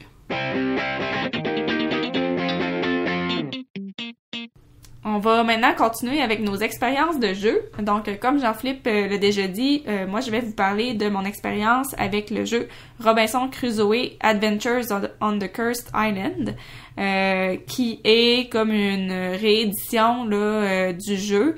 De ce que j'ai compris, c'était un autre éditeur qui faisait la première édition, puis là, il a été repris par une autre compagnie. Pour ce qui est des différences là, entre la première version et la réédition, il n'y a pas une grosse différence. C'est sûr qu'on n'a pas dans notre collection la première édition, mais ce que j'ai lu là sur Internet, c'est que c'est surtout au niveau des composantes là, qu'il y a des différences. Dans le premier jeu, pour représenter les ressources, c'était comme des petits cubes. Là, ils ont remplacé ça par des tokens là, en forme de banane ou de bois. Vraiment, ce que ça représente, il y a la forme sur la composante. Il y a aussi le livret de règlement là, qui a été revu et vraiment beaucoup amélioré là, de ce que les gens ont dit. Avec la première version, paraîtrait que c'était plus difficile de comprendre le jeu, puis là, ils ont vraiment fait des grosses améliorations, puis c'est vraiment plus facile. Puis je peux dire que quand j'ai essayé de comprendre les règlements, ça a été long, mais au moins, je savais que le livret de règlement était bien fait, puis il y a un index, puis c'est vraiment facile de se retrouver, là. C'était vraiment bien pour ça. Puis je pense que c'est pas mal ça au niveau des différences, là. Donc, on voit que c'est vraiment juste parce que ça a changé de compagnie. Ils ont voulu faire des petites améliorations, mais ils n'ont pas revu le jeu de fond en comble. Puis une des bonnes améliorations, c'est le prix aussi. Le prix est moins cher que l'autre version, ce qui est quand même drôle. Et le format de la boîte aussi. Et le format de la boîte est différent, ouais. Ça doit être...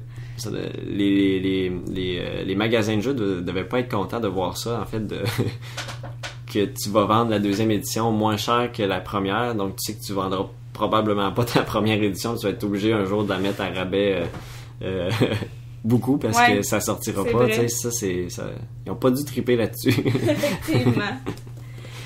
Donc, pour vous donner plus de détails par rapport au jeu, c'est un jeu pour 1 à 4 joueurs d'une durée de 60 à 120 minutes pour des gens de 14 ans et plus. C'est un jeu, dans le fond, où on incarne comme Robinson Crusoe et ses compagnons qui sont sur une île déserte. Il faut juste essayer de survivre. C'est un jeu qui est fait en différents scénarios. Je pense qu'il y a 5 scénarios dans la boîte.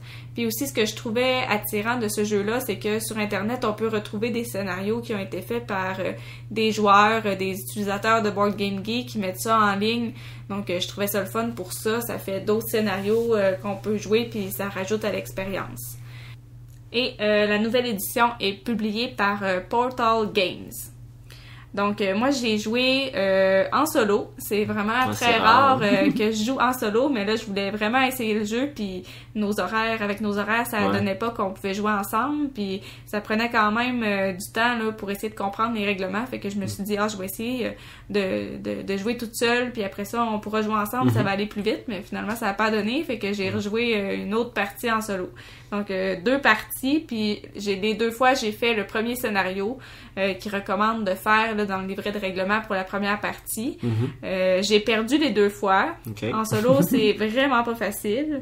Ma première partie, ça a duré plusieurs heures parce que, j'avais décidé que je lisais pas les règlements au complet parce que c'est vraiment un long livret de règlement. Je me suis dit, je vais lire la base, puis je vais jouer, puis je vais lire les parties qui s'appliquent là, quand j'ai besoin de faire quelque chose, parce que il y a vraiment beaucoup d'étapes à chaque tour qu'il faut faire, puis en tout cas, moi, je trouvais que c'était pas facile de se rappeler de tout ça, même s'il y a une aide de jeu, l'aide de jeu, et il y a quand même beaucoup de choses dessus, puis il y a des petites affaires qu'on peut oublier.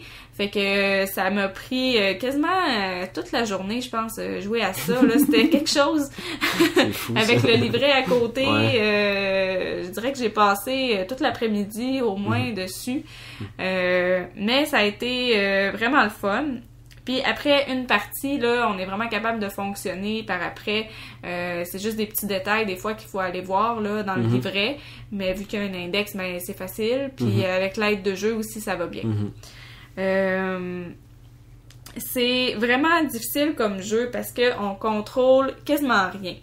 Puis, dans le fond, ça concorde bien, je trouve, avec le thème de l'île déserte, parce qu'on sait jamais qu'est-ce qui va nous arriver si on se ramasse sur une île déserte, sans nourriture, sans rien. Faut se construire un abri, faut se construire des palissades, faut essayer d'aller à la chasse pour trouver des animaux qui vont nous donner de la peau, des fourrures et de la nourriture. On peut essayer d'aller chercher de la nourriture, du bois. Il y a beaucoup de choses qu'on peut faire à chaque tour, se reposer au camp pour gagner de la vie.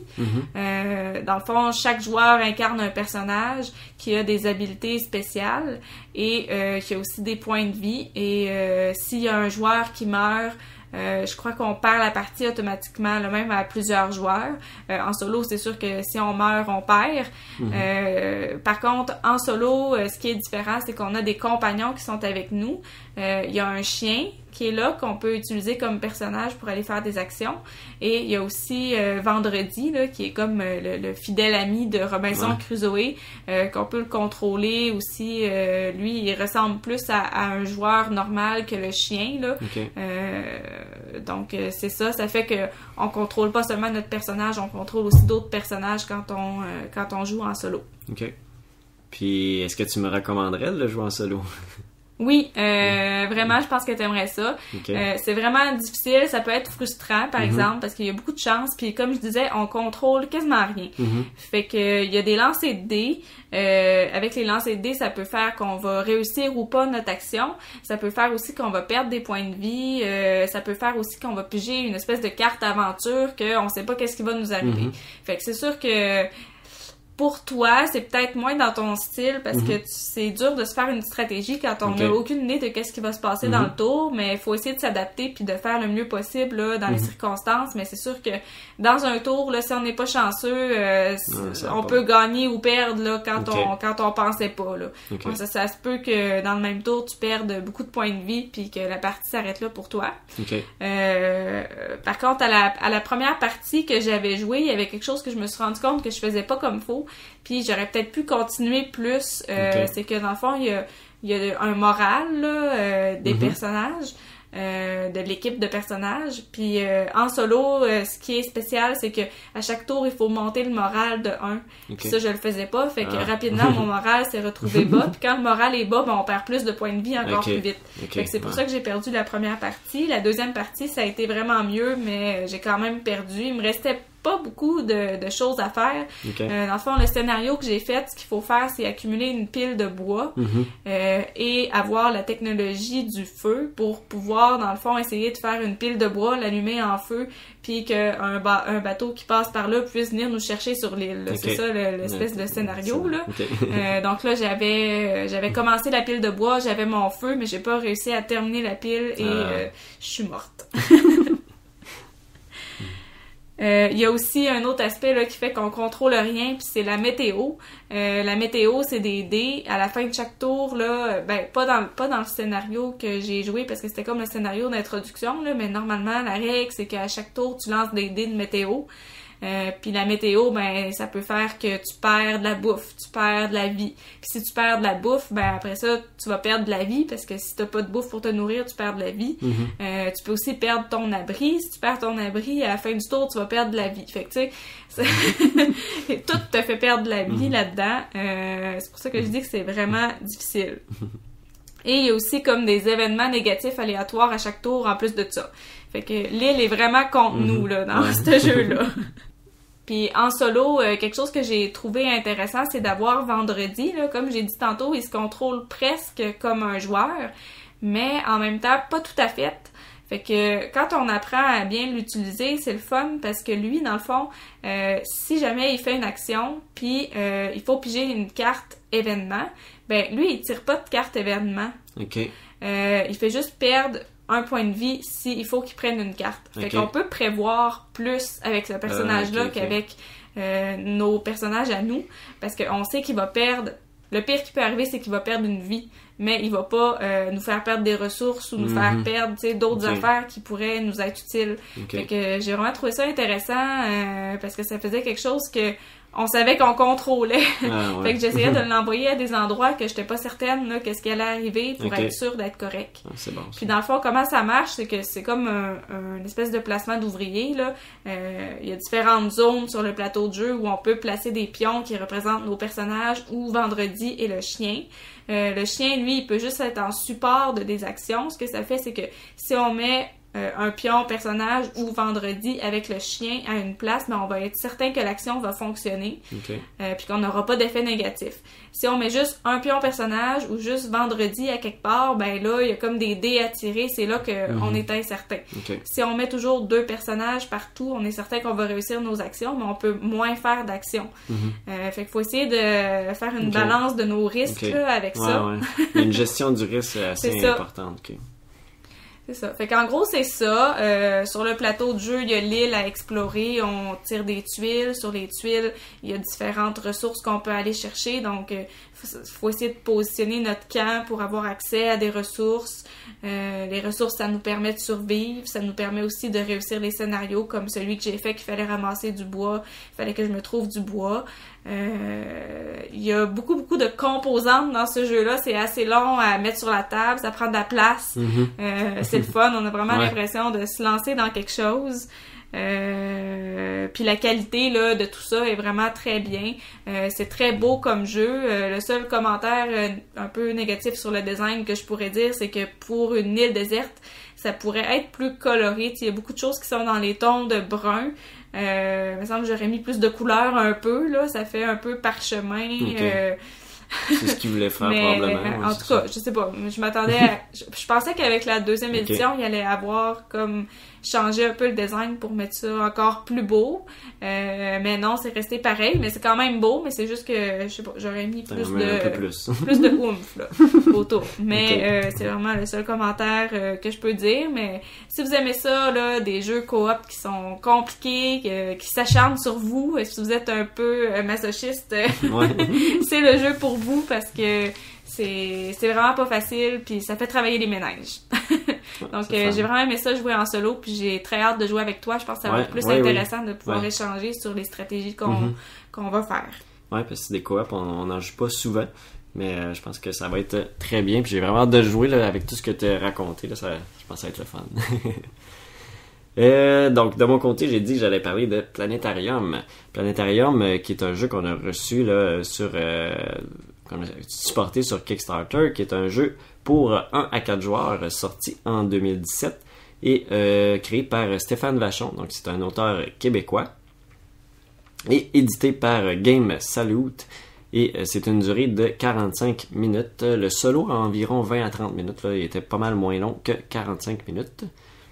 Le jeu, en fait, comment ça fonctionne, c'est quoi la thématique? Et le but du jeu, en fait, c'est de participer à la création d'un nouveau système solaire. Et comment qu'on participe à ça? C'est en faisant l'évolution de 4 planètes qui sont en jeu.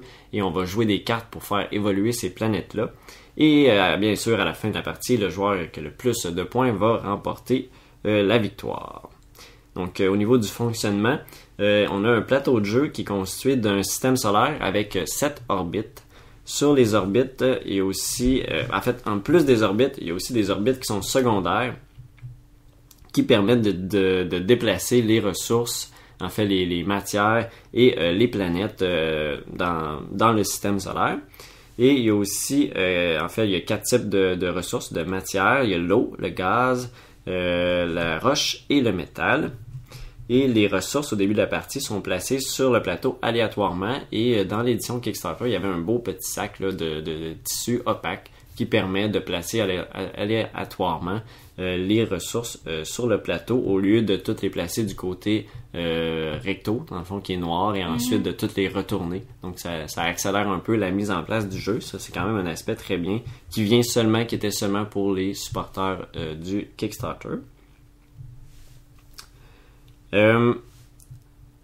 Ensuite, les planètes sont placées sur en fait, il y a des endroits spécifiques. Donc, toujours le même endroit de départ à chaque partie qu'on va jouer. C'est seulement les ressources qui vont être distribuées de façon aléatoire.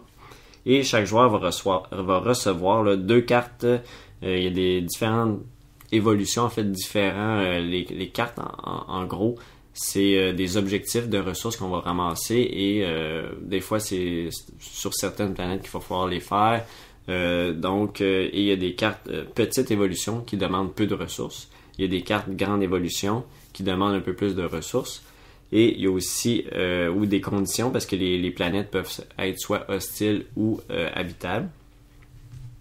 Et il y a aussi des cartes finales qui, elles, sont en fait des cartes qu'on va seulement jouer dans notre dernier tour et qui font des points de partie. C'est un peu une façon d'avoir des objectifs de partie au cours de la partie, évidemment.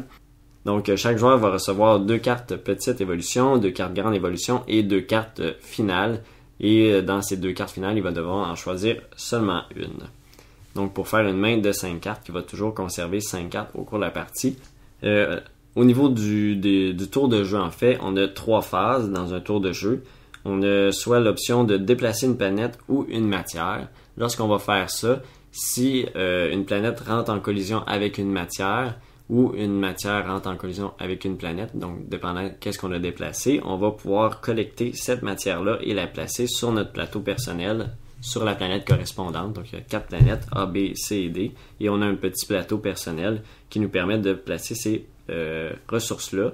Et comme deuxième phase dans notre tour de jeu, on va pouvoir compléter une de nos cartes, donc petite évolution, grande évolution, si on a les matières correspondantes sur des planètes qu'on veut faire évoluer. Et finalement, si on a joué une carte, on pioche une autre carte. Donc on a le droit de prendre soit une petite carte qui va être des objectifs un peu plus simples, une grande évolution qui est des objectifs un peu plus complexes, et aussi de piger 2 cartes finales et d'en choisir seulement une des 2. Comme j'ai mentionné, c'est seulement à la fin de la partie qu'on pourra jouer des cartes finales, donc il faut avoir notre gestion de main au cours de la partie, de ne pas prendre des cartes finales trop vite parce qu'on ne pourra plus faire d'autres, les petites et les grandes évolutions. Donc c'est une gestion d'accumuler parce qu'on a un maximum de 4 cartes finales évolution qu'on peut avoir dans la partie et qu'on pourra jouer à la fin. Donc c'est une mécanique intéressante de gestion de main au cours de la partie. Et là, on joue jusqu'à ce qu'on atteigne la fin de la piste d'évolution. En fait, lorsqu'on complète des cartes objectifs, les matières sont placées sur une piste qui est un peu le compteur de tour de la partie. Et à partir d'un certain point, les matières peuvent se déplacer de 2 cases, de 2 points, si on peut dire, au lieu de 1, qui est le déplacement de base. Et lors du dernier tour, on peut justement jouer nos 4 cartes évolution finale pour faire le plus de points possible. En fait, il y a beaucoup de points qui se font avec ces cartes-là en fin de partie. Et finalement, comme je disais, le joueur avec le plus de points gagne la partie. Donc, au niveau de mon appréciation pour ce jeu-là, c'est un jeu qui est vraiment rapide, simple, facile à comprendre et à expliquer. Là, je sais pas qu'est-ce que tu en as pensé là, quand je te l'ai expliqué. T'as compris rapidement, Malou? Ben, c'était plus difficile à saisir immédiatement. Non, ça a quand même bien été, là. C'était pas trop compliqué. C'est vraiment simple. C'est juste de comprendre que les ressources qu'on gagne, on les accumule pas pour nous, on les accumule sur les planètes. Puis il faut qu'à la fin, pour faire des objectifs qui soient sur les bonnes planètes, là, c'est juste de comprendre ça, mais c'est pas compliqué. Une fois qu'on a compris le principe, on a tout compris. Là. Ouais, c'est ça. Ensuite, la variante solo est vraiment très bien. Là. Moi, je l'ai beaucoup appréciée. Elle joue quand même très rapidement, là, 20 minutes, 20-30 minutes maximum. Vraiment une belle variante solo. Petit bémol, par contre, dans le Kickstarter, je pense qu'il y avait un des stretch goals qui était d'avoir les règles en français. Et c'est arrivé plus tard dans la campagne. Et la variante solo n'est pas dans les règles en français. Elle est seulement dans les règles en anglais. Donc, si vous ne comprenez pas l'anglais, vous avez pas les règles pour la variante solo dans le livre en français. C'est un peu dommage, mais peut-être ça a été des questions de logistique qui ont mené à ça. Là. Je sais que la variante solo avait été ajoutée aussi plus tard dans la campagne. Là. C'était aussi un stretch goal. Et aussi pour la variante solo, il y a un niveau de difficulté qu'on peut modifier. Et il y a vraiment un aspect très intéressant de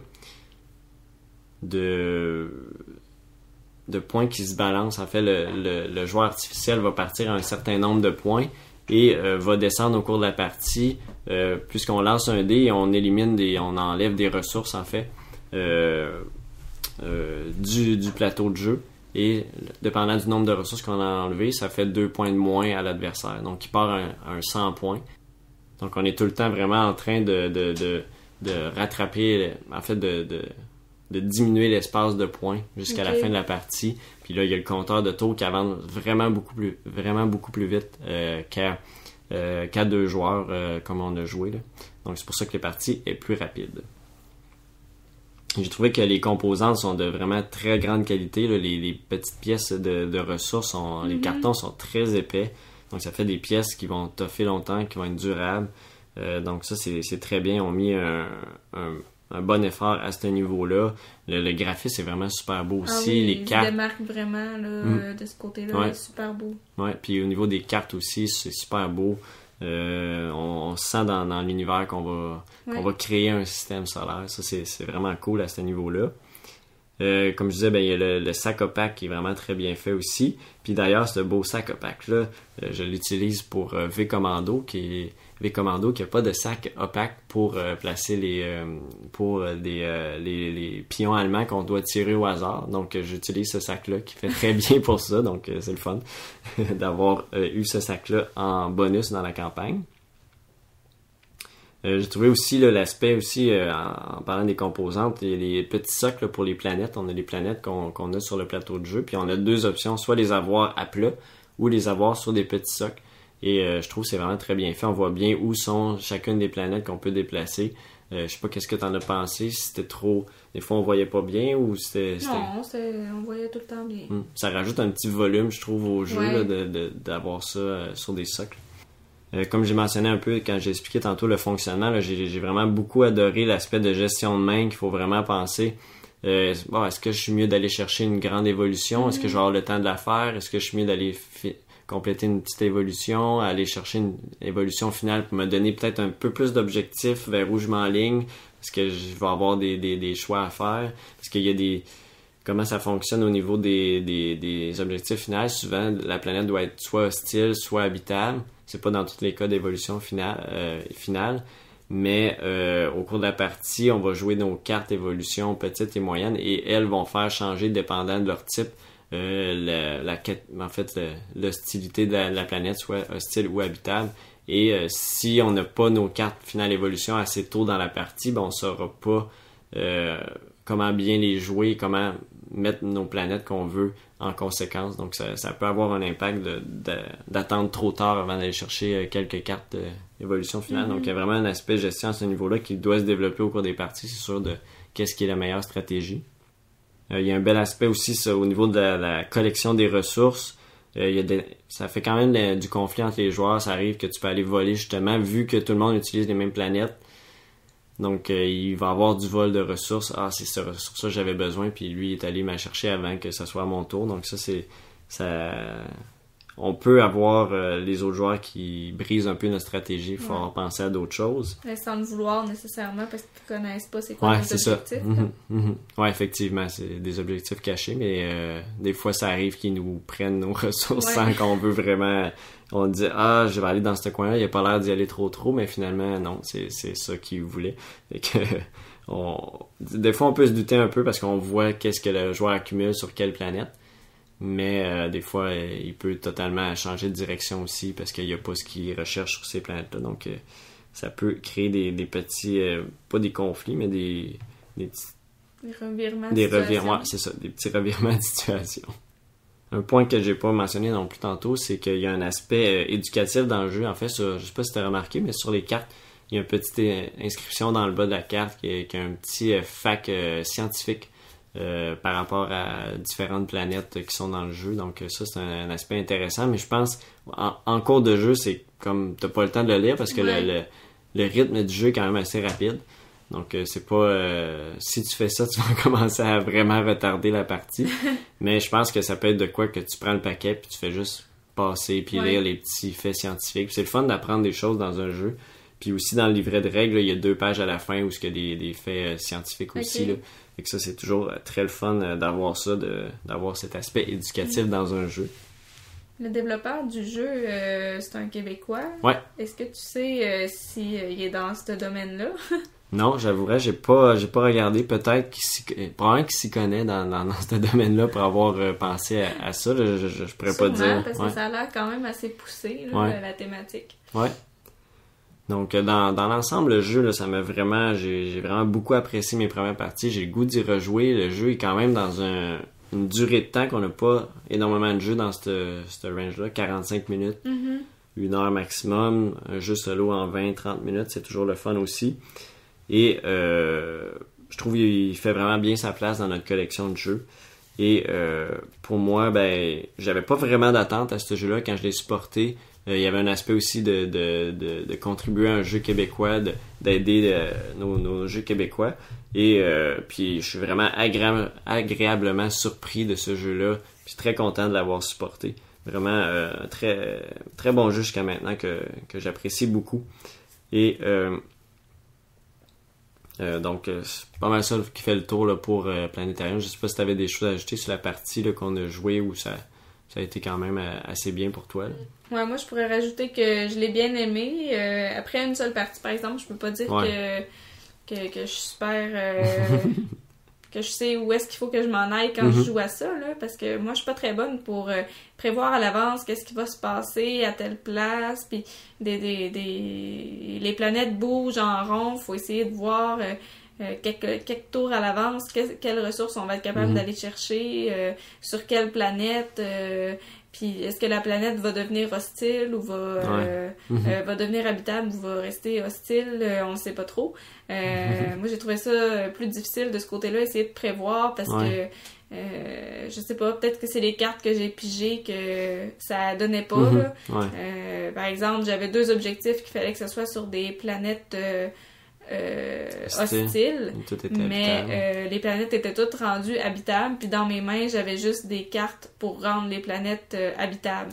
Fait que j'étais un peu mal pris, puis mes cartes d'évolution finale, j'aurais pu décider de les changer là, parce qu'il y avait un petit symbole dessus qui disait que je pouvais aller les échanger, mais c'était contre des cartes plus faibles, les cartes plus de base. Faut que tu complètes fait que là, il aurait fallu que j'ai complète pour après ça aller chercher d'autres finales. Là, je me disais, il me semble, on est rendu trop loin dans la partie pour que je fasse ça. Fait que j'ai été un peu mal pris, mais j'ai quand même aimé l'expérience, là, puis j'ai hâte de voir dans une prochaine partie avec les cartes que je vais avoir si ça va être plus facile de me faire une stratégie. Là, j'avais l'impression que je pouvais juste rien faire là, pour me sortir du trou.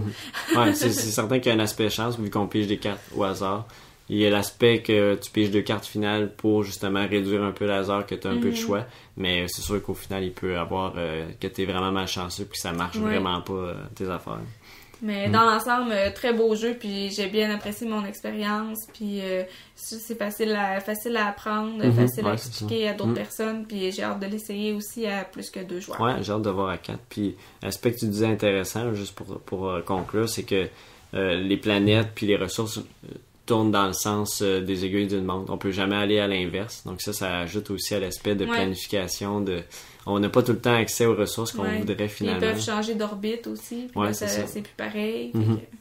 Ouais, puis il y a des objectifs qui te demandent de placer. Je pense pas mal tous les objectifs te demandent de placer une planète sur les objectifs finaux, là, de placer une planète sur telle orbite, entre telle et telle orbite. Fait que ça, c'est quand même un aspect intéressant dans le jeu, que là, justement, 2 joueurs peuvent tenter de mettre une planète sur un orbite différent, puis là, ça finit que ça va pas à la bonne place. Ouais, c'est ça. Puis le mouvement des planètes sur les différents orbites est quand même limité, parce que quand on bouge la planète sur un orbite, on peut l'avancer un petit peu plus, mais si on la change d'orbite, on peut juste l'avancer de 1.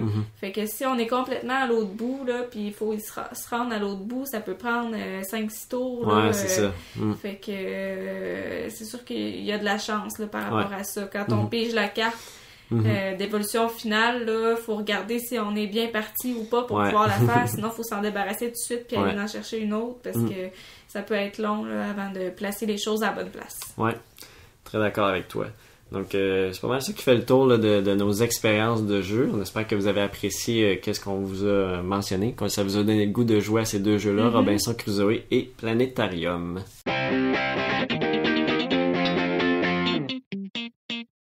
Donc, pour conclure cet épisode, comme à l'habitude, on vous parle d'un projet québécois.